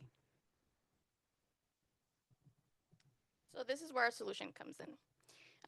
Our app via Link is basically a web-based portal where nurses can submit questions, concerns, comments through their own phone. And the leader on their end can filter through their notifications and prioritize the most important ones first. We all know they have busy schedules as well. And so prioritize the ones that they need to get to more urgently while also keeping track of the ones they need to respond to. It's important to note that the bedside nurse, has the option to post or ask questions anonymously as well if they wish. This all connects to a centralized portal that can be displayed in somewhere on the unit. So the questions and responses can be posted publicly to allow for transparency. Of course, if it's a question that doesn't need to be posted publicly, like I need to change my shift, can you accommodate, that wouldn't go there. But the leader can post things that would be helpful for other nurses to know about as well. We integrated a polling version, or option, so that way we can get feedback directly from the nurses on current things that are going on the units, and we can kind of have a pulse on how they're feeling about things. And then integrating meeting availability as well, kind of like an office hours component, because we know you still sometimes need that face-to-face communication, and whether that's a virtual meeting, a phone call, or an in-person meeting, those would be the options. And then finally, they would have the option, either the leader or a designated person like a charge nurse or a council chair would have the option to post to the board reminders and updates as well to keep them informed. So, what makes ViaLink different than other platforms that are currently on the market? Well, we're proud to say that with our link, you really do get a comprehensive approach. It's really centralized, interactive, and it's a platform that really does encompass what a nurse needs for his or her day to day activity. And again, this was built by nurses for nurses as well. So, we kept that in mind as well as we were building this app. So our initial customers, of course, would be our own nurses. We would be focusing on a 3-month pilot, focusing on 2 of our higher turnover units, which was about 150 nurses. But our goal would be to adapt the application hospital-wide to about 900 frontline nurses and all of their leaders. But of course, this has the option to be scaled statewide, nationwide. This is a problem that we see across the nation with communication issues with our new nurses, so this is definitely an option in the future. So when we talk about the budget that's needed to execute this project, we really look at the biggest cost being the actual mobile app application build and the web development as well. There's also some money in there for some IT support and really any branding or education that may need to be done to make sure that this project goes forth. So in order to ensure that we have the greatest impact for our platform, we want to make sure that we have baseline metrics ahead of time. So we would be looking at turnover at 2 years, nursing satisfaction and engagement, team collaboration, turnover costs, and how the app is being utilized afterwards, right? So having those pre and post metrics would help us see if our application is being effective or if it needs to be modified. Our plan for sustainability revolves around expanding this past the 3-month pilot and really using the feedback and information we gather from the nurses during the pilot to continue that feedback mechanism. And we're hoping to leverage the cost savings related to retention in continuing to be able to put money into this app as we go forward. Feedback that we have already received based off of the whole process that we've been through is that we've been hearing a lot they would like to see peer-to-peer collaboration on the app. So similar to the previous presenters, having that ability to message your mentor or your peer for questions, concerns, adding a gamification and recognition option, integrating the scheduling system so that they can easily facilitate the meeting capability, and then of course, using AI analytics to help the leaders filter through responses and kind of see as trends arise. And then, of course, this can be expanded beyond nursing to other healthcare professions or to even other professions in general. So this is a team that helped us bring it all together. Obviously included nursing leaders across our organization, IT. We also invited HR to participate because they really are the forefront. And Lizette here, she's actually our nurse recruiter, so she really does a lot of work with our new nurses. They go to her a lot, when they're leaving or if they need something. So we wanted to make this really a multidisciplinary team as we approach this issue. So, as we all know, Emily is just symbolic for all of our new nurses that contributed to this project. But we really do think that ViaLink is an option to help improve the communication between the frontline nurses and new nurse leaders. So we hope that this will impact future generations of nurses.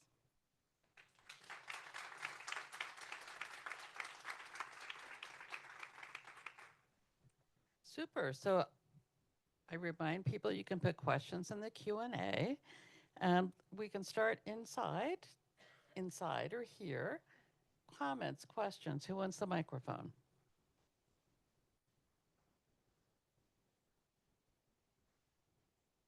Nobody has a question? I'm shocked. Okay, well now I'm gonna take. Oh, all right, and then I'll come back to Zoom. I'm wondering if you've thought at all about applications of this outside of nursing. I think about all of the other allied health professionals that we work with that often have the same access restrictions, I'd say, to their leaders. And so I'm wondering if you could see a use for this at your organization broader than just nursing. Mm-hmm. I think when we've been thinking about this, and we actually presented our initial ideas to HR and different departments within our organization, and they loved it. So I think this would be easily translatable to all departments across UMC, because it's not just nursing, right? Everybody has a night shift or everybody has trouble sometimes communicating with their leaders. So this is definitely extendable to everyone. Super. So, are you concerned that nurse managers might not have the capacity or resources to solve all the problems, apply all the suggestions? Are you afraid of nurses feeling like their voices are going into a void? I think that's definitely one of the things that came up as we were kind of ideating. And that's where we thought of the AI analytics being a helpful component for managers so that they don't feel overwhelmed and overloaded. To have the option to kind of summarize all the questions and comments into something they can easily digest and easily filter through. And we know that they might not be able to implement every suggestion, but I think sometimes just the acknowledgement that your suggestion was heard and is being considered is sometimes all they need. They just don't want to feel like they're talking into a void, like you said. But we would want to make sure that it's not adding more tasks unnecessarily to our managers and directors. Okay. So, I'm trying to decide which ones to prioritize. Okay. Would you be able to use your AI to provide summaries of policies or changes in policies that are accessible at the fingertips of the nursing staff? Yes. So in discussing app build, that's one of the things that we considered, and it would be possible. Of course, we have to check with our policies and practices, but it would be possible to upload all of our policies so that they're searchable, and that is a component that was brought up too that nurses would like on hand. Okay. Can you also share the nurse manager solutions to increase nurse manager to nurse manager support? That's something we had not considered, but it's definitely an option. That peer-to-peer mentoring component doesn't have to be just the bedside nurses. It could definitely be applied for leaders as well. And I'm going to follow up with a Terry Richmond question as I think about the nurse manager. Like, so if I have 10 different units and the same questions are coming up individually in units, like, can you cross-pollinate that across the units, I guess, right? Or look at it from a system perspective to say these same things are coming up over and over and over again. Yes. Most of our directors, managers just have one unit, but I believe we could have our admin directors have access to all of the units. And with the analytics component, they would be able to summarize trends across the organization. I had a question. Excellent project. We recently did some surveying of our frontline nurse managers around their own well-being. And one of the things we heard was, one of the things that's really hard for them is turning it off after hours and on the weekends. And so I'm just wondering, have you considered how the nurse managers then don't feel like they have to respond to this 24/7? Definitely. I think one of the components that would be most essential is having the ability for the nurses to have this on their personal phones, because I might be a night shift nurse. I'll ask the question during night shift, knowing I might not get a response that same night. But as long as I know I have a response within 24 hours, so when the day manager comes in or when the director comes in, they can then filter through the responses, respond to the most urgent ones. But this doesn't mean that they have to be responding 24/7. Do we still have time? Okay. Did you look at learning and engagement system, LENS, currently supported by Vizient? That is not one of the ones that came up when I was doing the research, but well, definitely look into it now. Okay. Well, thank you. Yeah. And then I think this is a general statement, not just for you, but for everybody. Thank you for all the great initiatives shared today, truly inspiring and impactful. So I just have to get that out. I have to get that out there.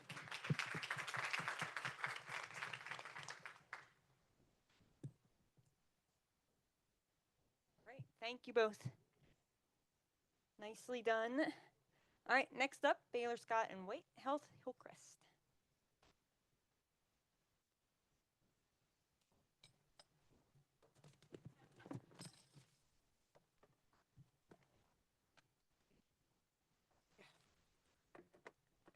Good afternoon, everybody. My name is Melissa Shemek, and I'm a System Director at Baylor Scott & White Health. And I am Lawana Jones. I'm the Chief Nursing Officer at Baylor Scott & White Hillcrest in Waco, Texas. Here's Amanda, a decade of dedication as a mid-shift nurse in the ED.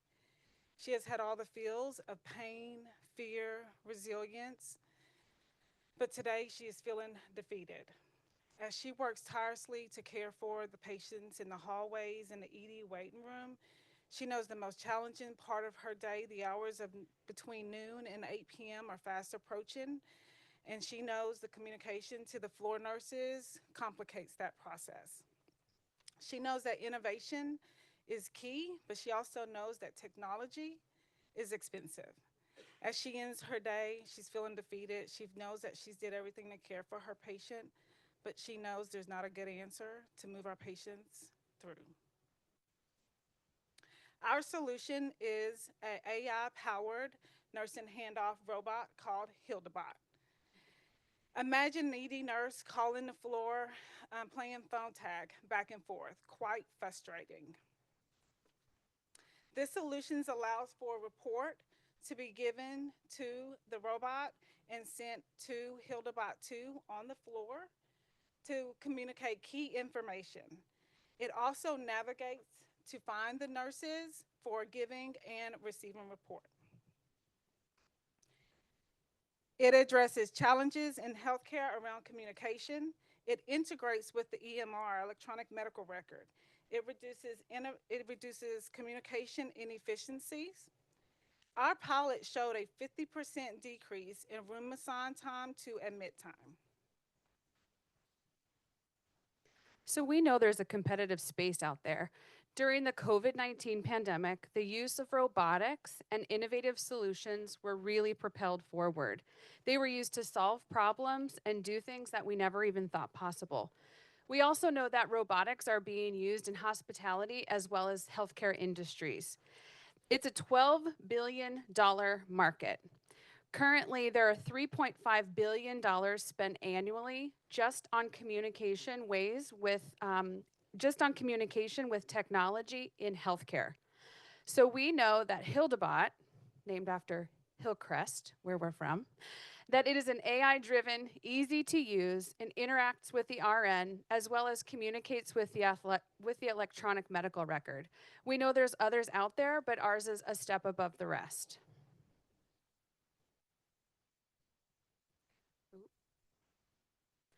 Who are our customers? So as Lawana said, we piloted this project in a level 2 trauma center of a 260 bed hospital. Annually, we see 75,000 patients every year. In 2024, our average of ED boarding hours were 6,000 boarding hours per month. And so we knew we needed to find a solution that was going to help decrease that and have the nurses be able to help communicate from the emergency department to the floors. We have a budget for this, so we're asking for about $500,000 for initial startup. That would include things such as customization of AI software, the actual physical build of the robot, as well as system integration with medical record, patenting, as well as licensing. On an annual basis, however, it's going to be about $17,000 to maintain. Our metrics we track was a solution to decrease boarding hours by 20%, increase nurse satisfaction, increase patient satisfaction, and also decrease time from bed assigned to admission. Those are our controllables. And we also know that our hospital has internal sources of revenue, so they were supportive with our personnel costs, as well as looking at ways that we could do fundraising to support initiatives such as this. Looking at grants in the future and how can we as nurses innovate technology into our healthcare spaces, as well as capital investors. We also know that our organization is committed to be able to provide innovative solutions to solve problems for our customers and their journey as they continue to navigate through very complex healthcare systems. This is our experienced and mission-driven nursing team. We have over 80 years of combined healthcare and leadership experience. And we would be remiss if we did not also mention our team members that worked many, many hours being able to help us come up with ideas and innovative solutions to be able to bring this idea to life. Lastly, I want you to think about Amanda. Lawana talked about Amanda in the beginning. If Amanda and every other nurse had reliable ways to be able to communicate an effective report, we would see improvements. We want you to join us with Hildebot in helping decrease nursing burnout, increase patient safety, and ultimately improving patient care. Thank you.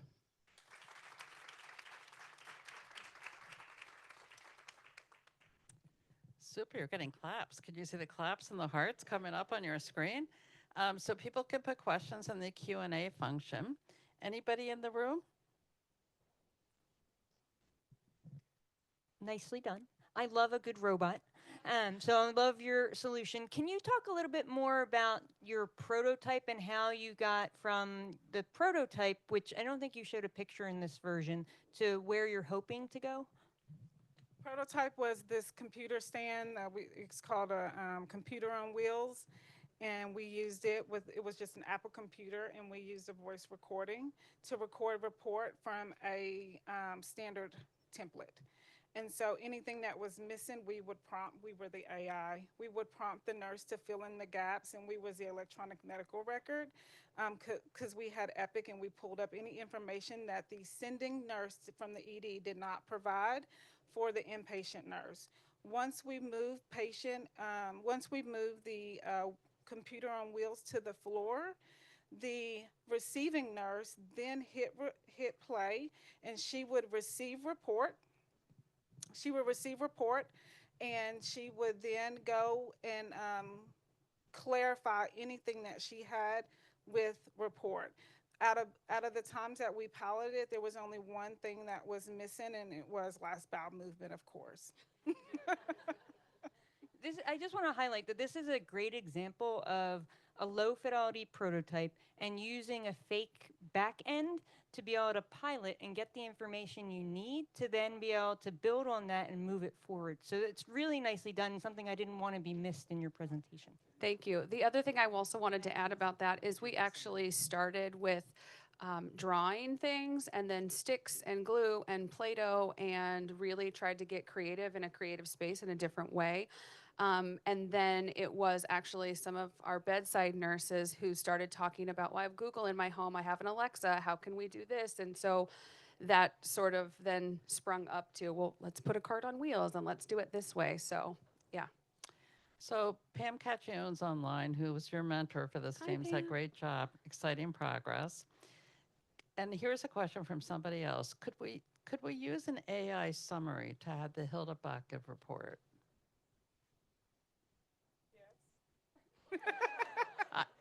I'm asking you. Yes. Don't look at me. We could.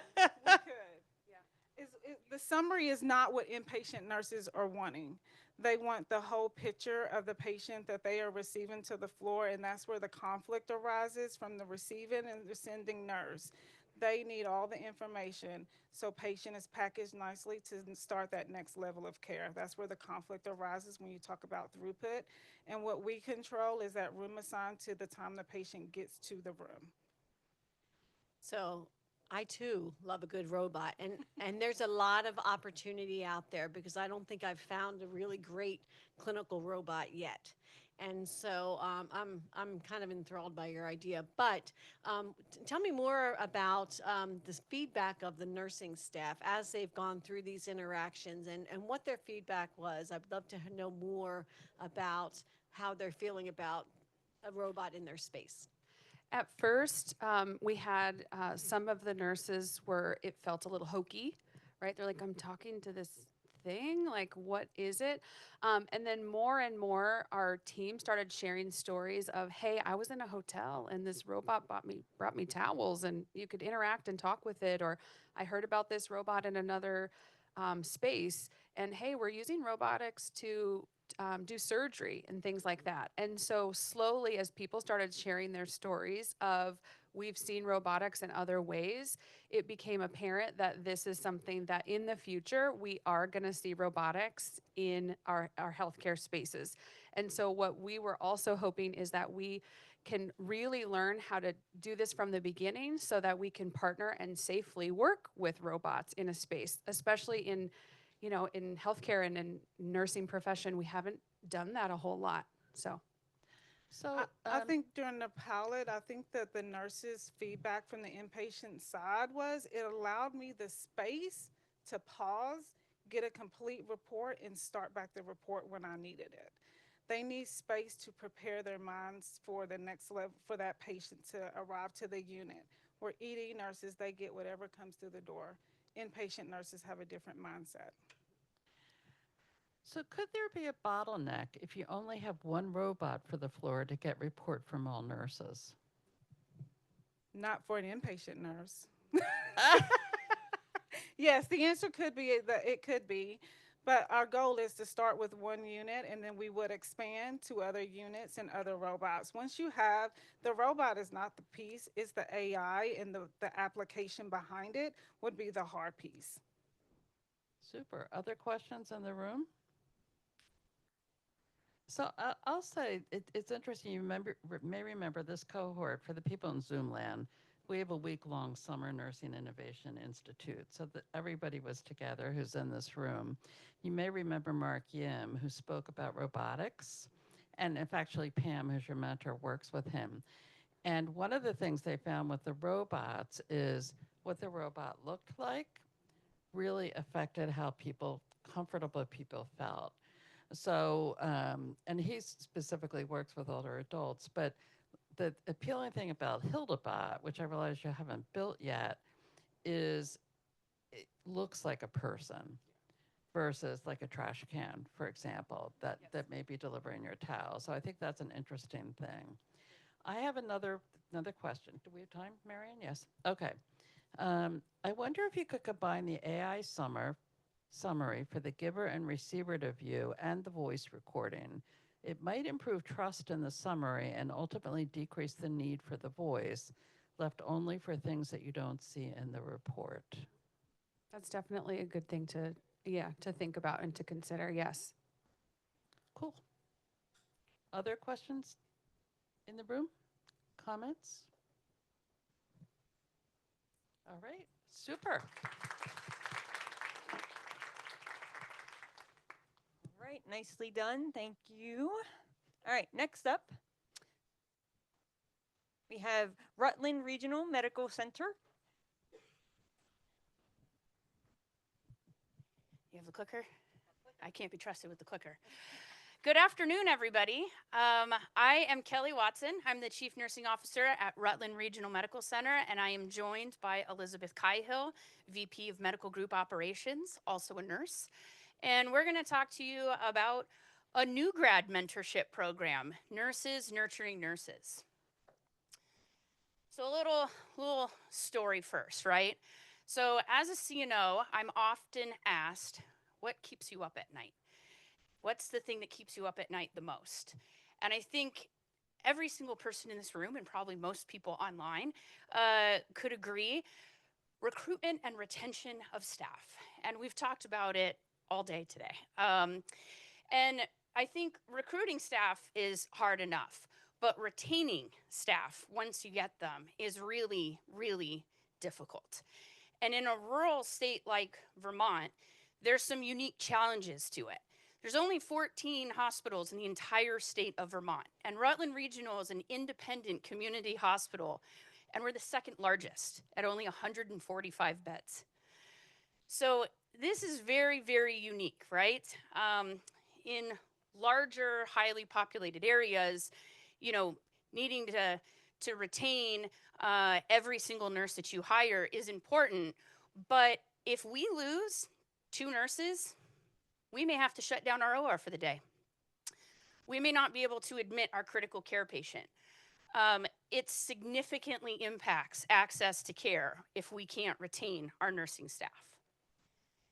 So what we wanted to do is we wanted to focus on our new grads. New grads are a real big part of our workforce pipeline and onboarding.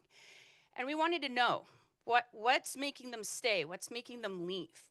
So we met with them. And we didn't just meet with the new grads that are currently working, we actually reached out to the ones that we lost, the ones that left within their first year. And we wanted to know what happened, what could we have done different. And what one of the themes was that new grad residency program, it was good. Unit orientation, it rocked. But when we graduated from the new grad residency program, when we were off orientation, there was a missing piece. And there was an emotional and there was a clinical gap where they didn't feel supported. And there were a lot of tears when we were meeting with our new grads to get this information. A lot of tears, very much like the photo. And so what we did is said, help us be part of the solution. What can we do to help you stay? So during our empathy phase, and we were getting this feedback from the nurses that have left and the nurses that have stayed, those who were successful and those who had moved on, we were able to realize they didn't want a high-tech solution. They wanted a really personal mentorship solution where they had somebody that could work with them on their emotional and clinical needs after that residency program. They needed some psychological safety, and they wanted that in a very personal way. So during the ideation phase, we came up with a program for them, which would include a smart match initially.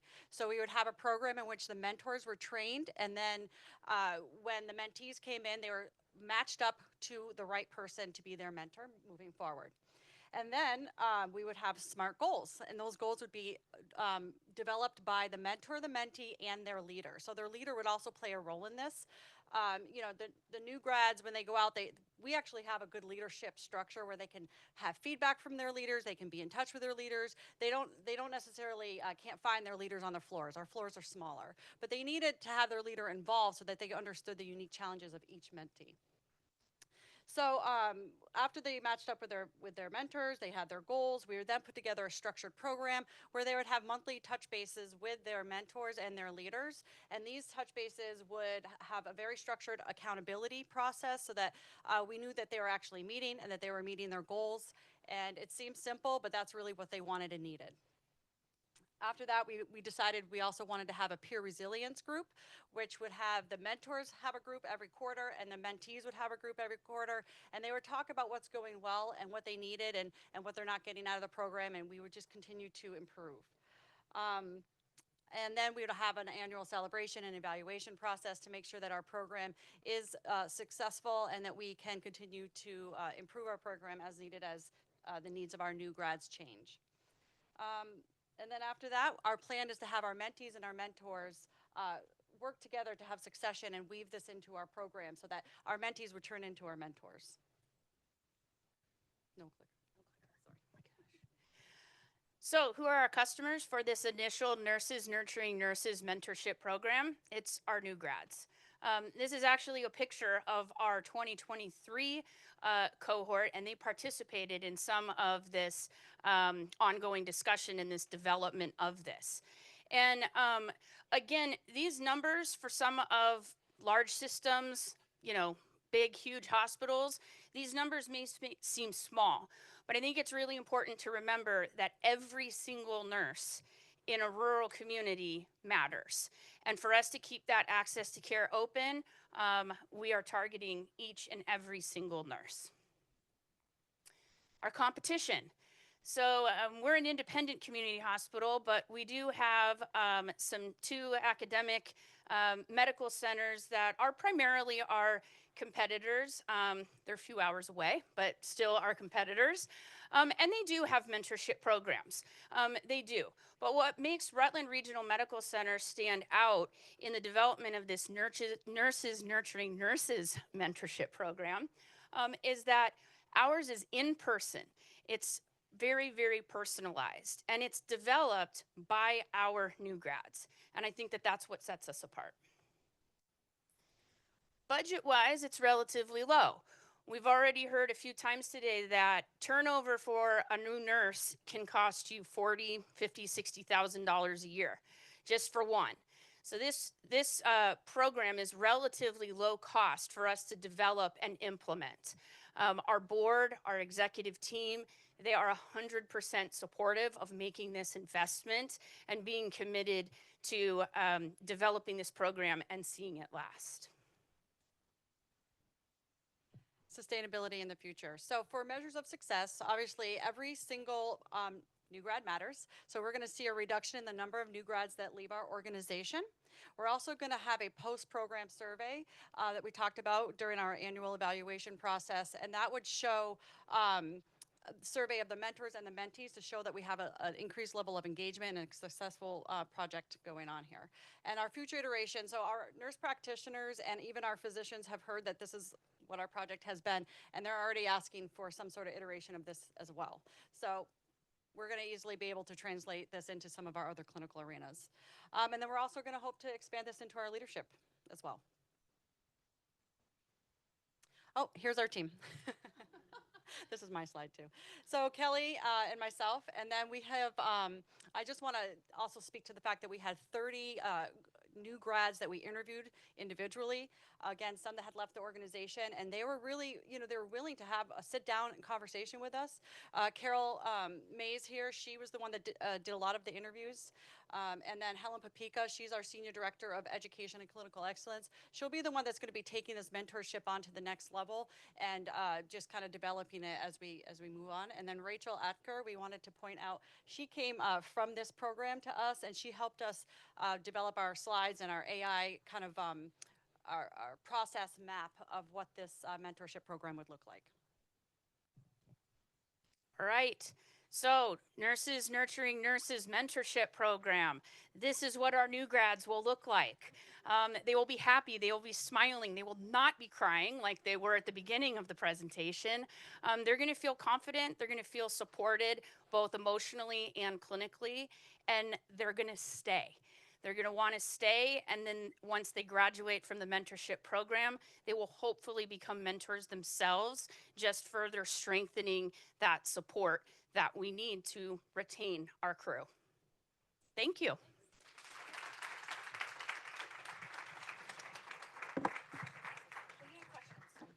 Carrie's not going to let us go without questions. Super. Am I on? Yes. So super. I will say this is not a specific question here, but earlier in the Q&A, one of our Zoom participants said, "What about rural America? Like, can rural? Does this apply to rural America? Does rural America? Does this? Is there a place?" And I said, "Oh yes." So, and I think you're most rural this year. Is that correct? I would think so. Yeah. And last year. And last year we had Olympia Medical Center, which is very rural in Western Washington. So I'm just saying for everybody in the Zoom, if you're thinking about being a future J&J cohort, urban and rural have different issues often. Yeah, and I'll point out that, when we were doing our process, we really wanted our new grads to come up with something techy and cool, but we had to listen to what they needed and what they wanted, and they wanted that in-person touch. Speak into the mic. Okay, so they wanted that in-person mentorship, which, we have those throughout the country. A lot of people have those programs, but it was what we needed and what our new grads needed. And by having that human-centered design approach, we had to listen to what they wanted and come up with a solution that they came up with. So, We're excited. Yeah. Well, it's human-centered, right? Yeah. And I can say this because I'm pretty much the oldest person in the room, I think, is, technology's great, but it's not the be-all, end-all. Yeah. Right? And I think that's you were driven by what the nurses needed and wanted. So are there questions in the room? Oh, Kate, I knew you were going to raise your hand. So great presentation, and I think you hit on the fact that the needs in rural communities are are different from in the urban areas. So do you have any plans to package this as something that other rural locations across the country could benefit from? Absolutely. We would love to dream big with this. I think for now we're starting internal, we're starting local, see how it goes, see what success looks like.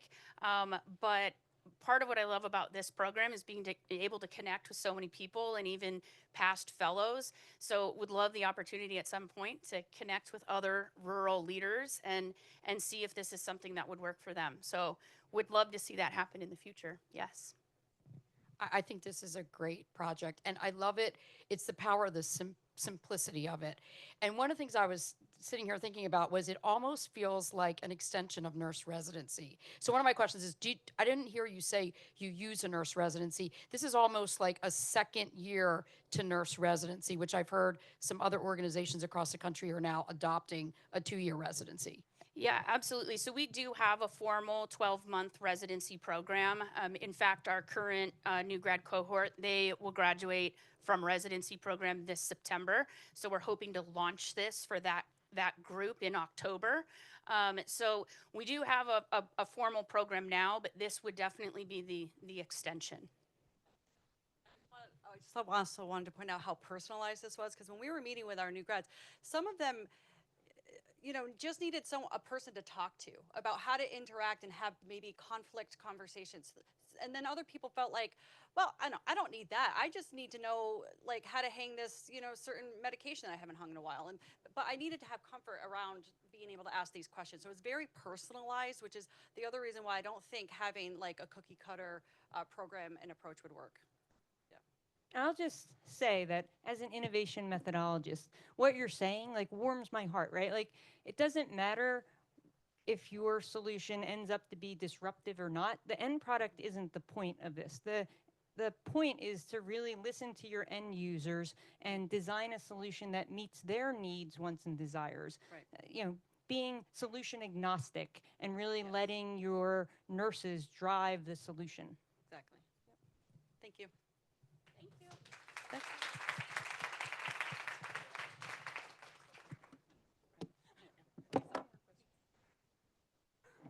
All right, we have our final team. So exciting. So next up, final team is Advent Health, New Smyrna Beach. Thank you. Well, hello, everyone. I'm Darla Fish from Advent Health, New Smyrna Beach. And I'm Carla Johnson. And together we're the Arlas. Did I advance it? Yeah. Behind every great nurse is a great patient care tech, vital, committed, and important to patient care. However, for many of them, their value goes unrecognized. I'm going to hold the mic. You're tripping me up here. Sorry. The nurses treat me as if I'm not an equal member of the care team. I've been referred to as the aide. I'm so much more than just the aide. I don't usually speak up, but the disrespect for myself and my team was the last straw. Sometimes it's difficult to get help from the nurses because they think it's tech work. These statements are powerful examples of the implicit bias that can erode team culture when we undervalue and minimize the contributions they directly impact patient outcomes. Nationally, 41.8% of patient care techs left their role in 2024. At Advent Health New Smyrna, 1 in 3 patient care techs left within the first year. Top reasons attributed reflected feeling undervalued, overwhelmed, and frustrated with lack of support. These are the reasons our program, Rising Together, a Patient Tech Initiative, matter. We're not just facing a recruitment issue, we are facing a retention crisis. The solution is a dual-focused program that is designed to do 2 things at once: retention and stabilization. We're actively investing in our uncertified patient care technicians. We are paying them while they learn, breaking down barriers to entry, and setting them up for success from day one.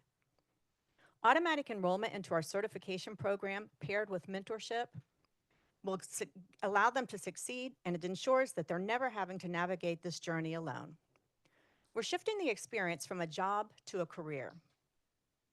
The clinical ladder empowers them with opportunities to develop professionally and to feel proud of their role. The clinical ladder mission is the heart of it. This is more than a program, it is a promise.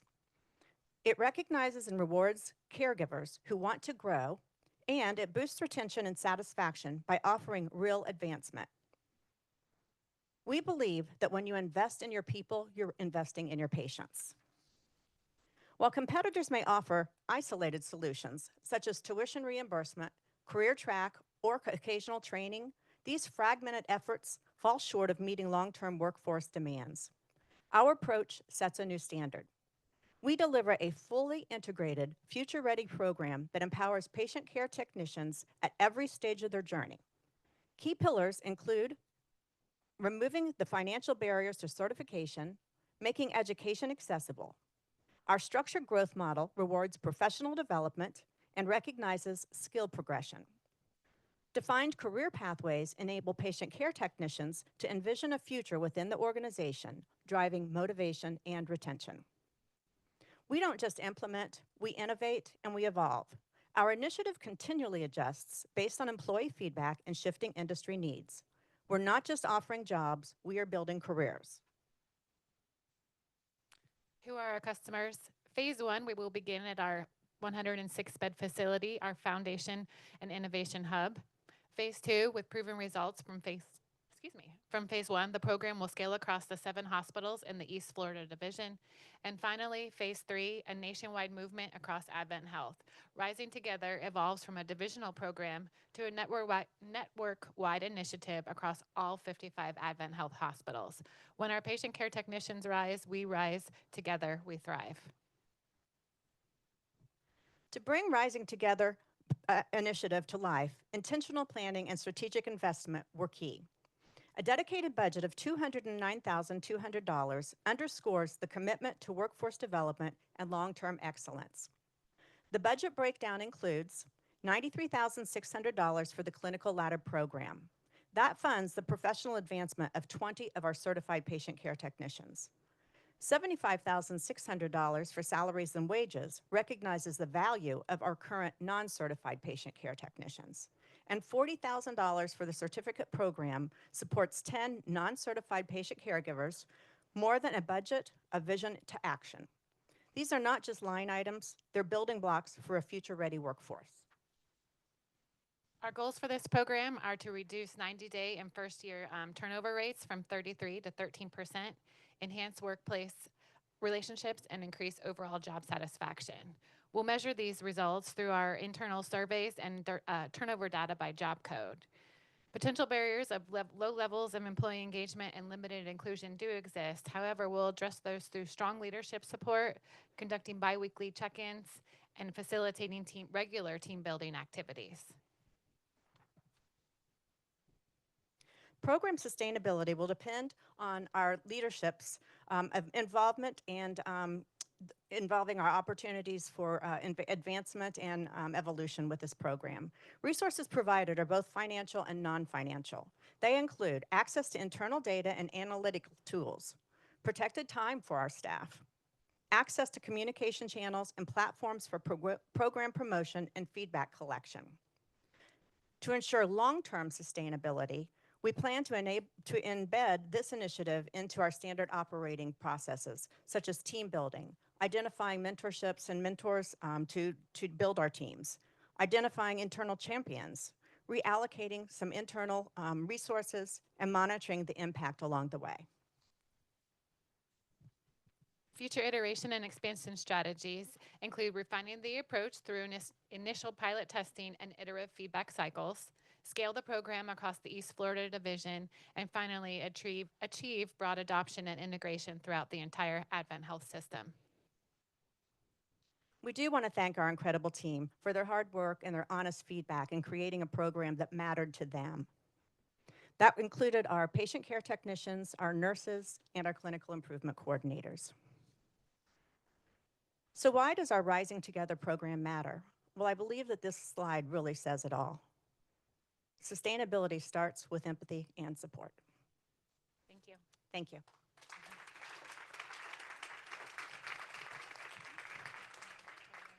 Oh, Bonnie, I was going to ask the first question, but I'm going to let Bonnie ask.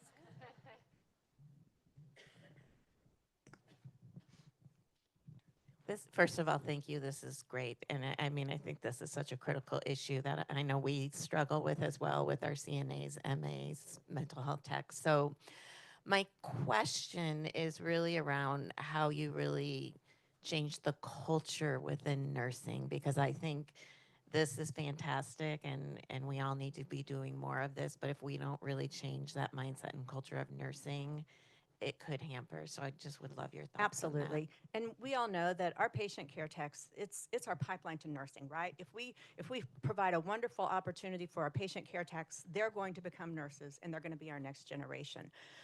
Creating that culture, in 6 minutes we couldn't talk about everything, right? But in creating that culture, that mentorship is really the important piece. The mentors are coming from the nursing staff. So the patient care technicians are identifying who those mentors are and who they want on that team. And then in every of our nursing meetings, we're including patient care techs as well, because they're doing nursing work even when they're not recognized for that, right?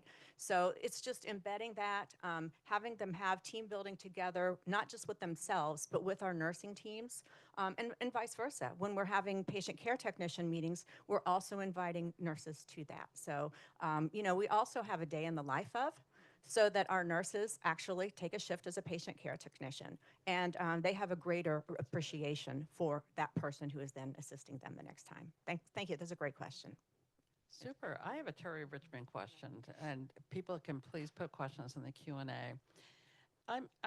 I'm kicking off from the Vermont presentation in terms of rural Vermont. And New Smyrna is not rural. No, it's by any not. stretch of the imagination. But you're in a 106-bed hospital. And I'm wondering if you have thoughts about the small hospitals versus big hospitals. Like, is this 106-bed hospital like a great place? Like, can it be a great innovation incubator? Like, how do you think about that? What are the pros of being? I've worked in small hospitals, so, and I've worked in big ones. Well, how do you think about that? Well, we've both worked in very large hospitals. This is actually the smallest hospital that I've ever been at.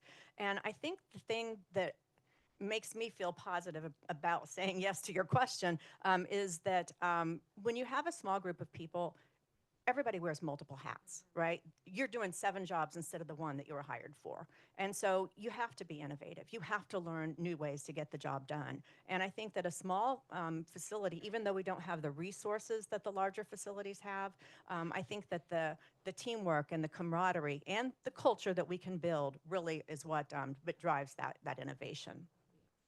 I was going to say how we're small, so I think that goes, to our benefit, and that everybody knows everybody. You can walk to somebody's office instead of sending an email or trying to get them on the phone. So I think that makes innovation a little bit easier because everybody is just right available. And if we needed to pull together a meeting on the fly, we can do that.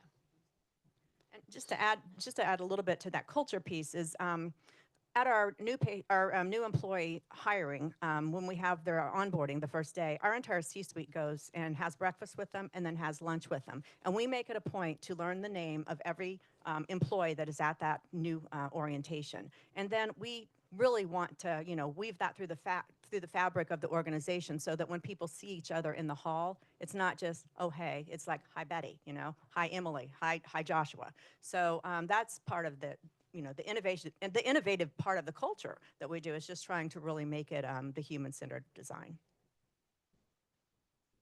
I love that last piece. That's amazing. First of all, the Arlas are winning on the twinning, okay? Love that. You mentioned on the one slide when you looked at other options available, there was, it said career pathways. What specific things? Is that career pathway to be a nurse, or tell me what that entails? So we have internally, we have career pathways that we've built for almost every job within the organization. And so, so let's just say there's that little asterisk next to our patient care techs, which is why we wanted to focus on them, because we've got all these things for nurses, respiratory therapists, but we didn't have it for the patient care tech. So the pathway will look like, really for us, we want it to be to nursing, but it could be to, radiology tech. We've got those lined up. We want to push them to the nurse because we want them to be our nursing future, but we have designed those pathways. And then with our tuition reimbursement, we make it easy for them to go back to school. Yeah, that's excellent. One moment, please. This is my question. So is the pink jacket going to be the uniform for the patient care techs? Is that a reward when they get certified? Well, we also have this jacket in red, blue, and green. Yeah, so any color jacket that matches with the Arlas will be part of it. But if we could get the budget for them all to have the pink jacket, we would definitely do that. So, Okay. I mean, funny story is, when we came to our first immersion, we accidentally brought the same jacket and had to wear it. So we just thought we needed to carry on the tradition. So.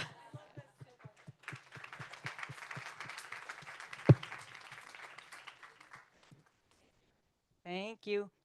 All right. Well, that ends the 2024 Johnson & Johnson Nurse Innovation Fellowship Pitch event.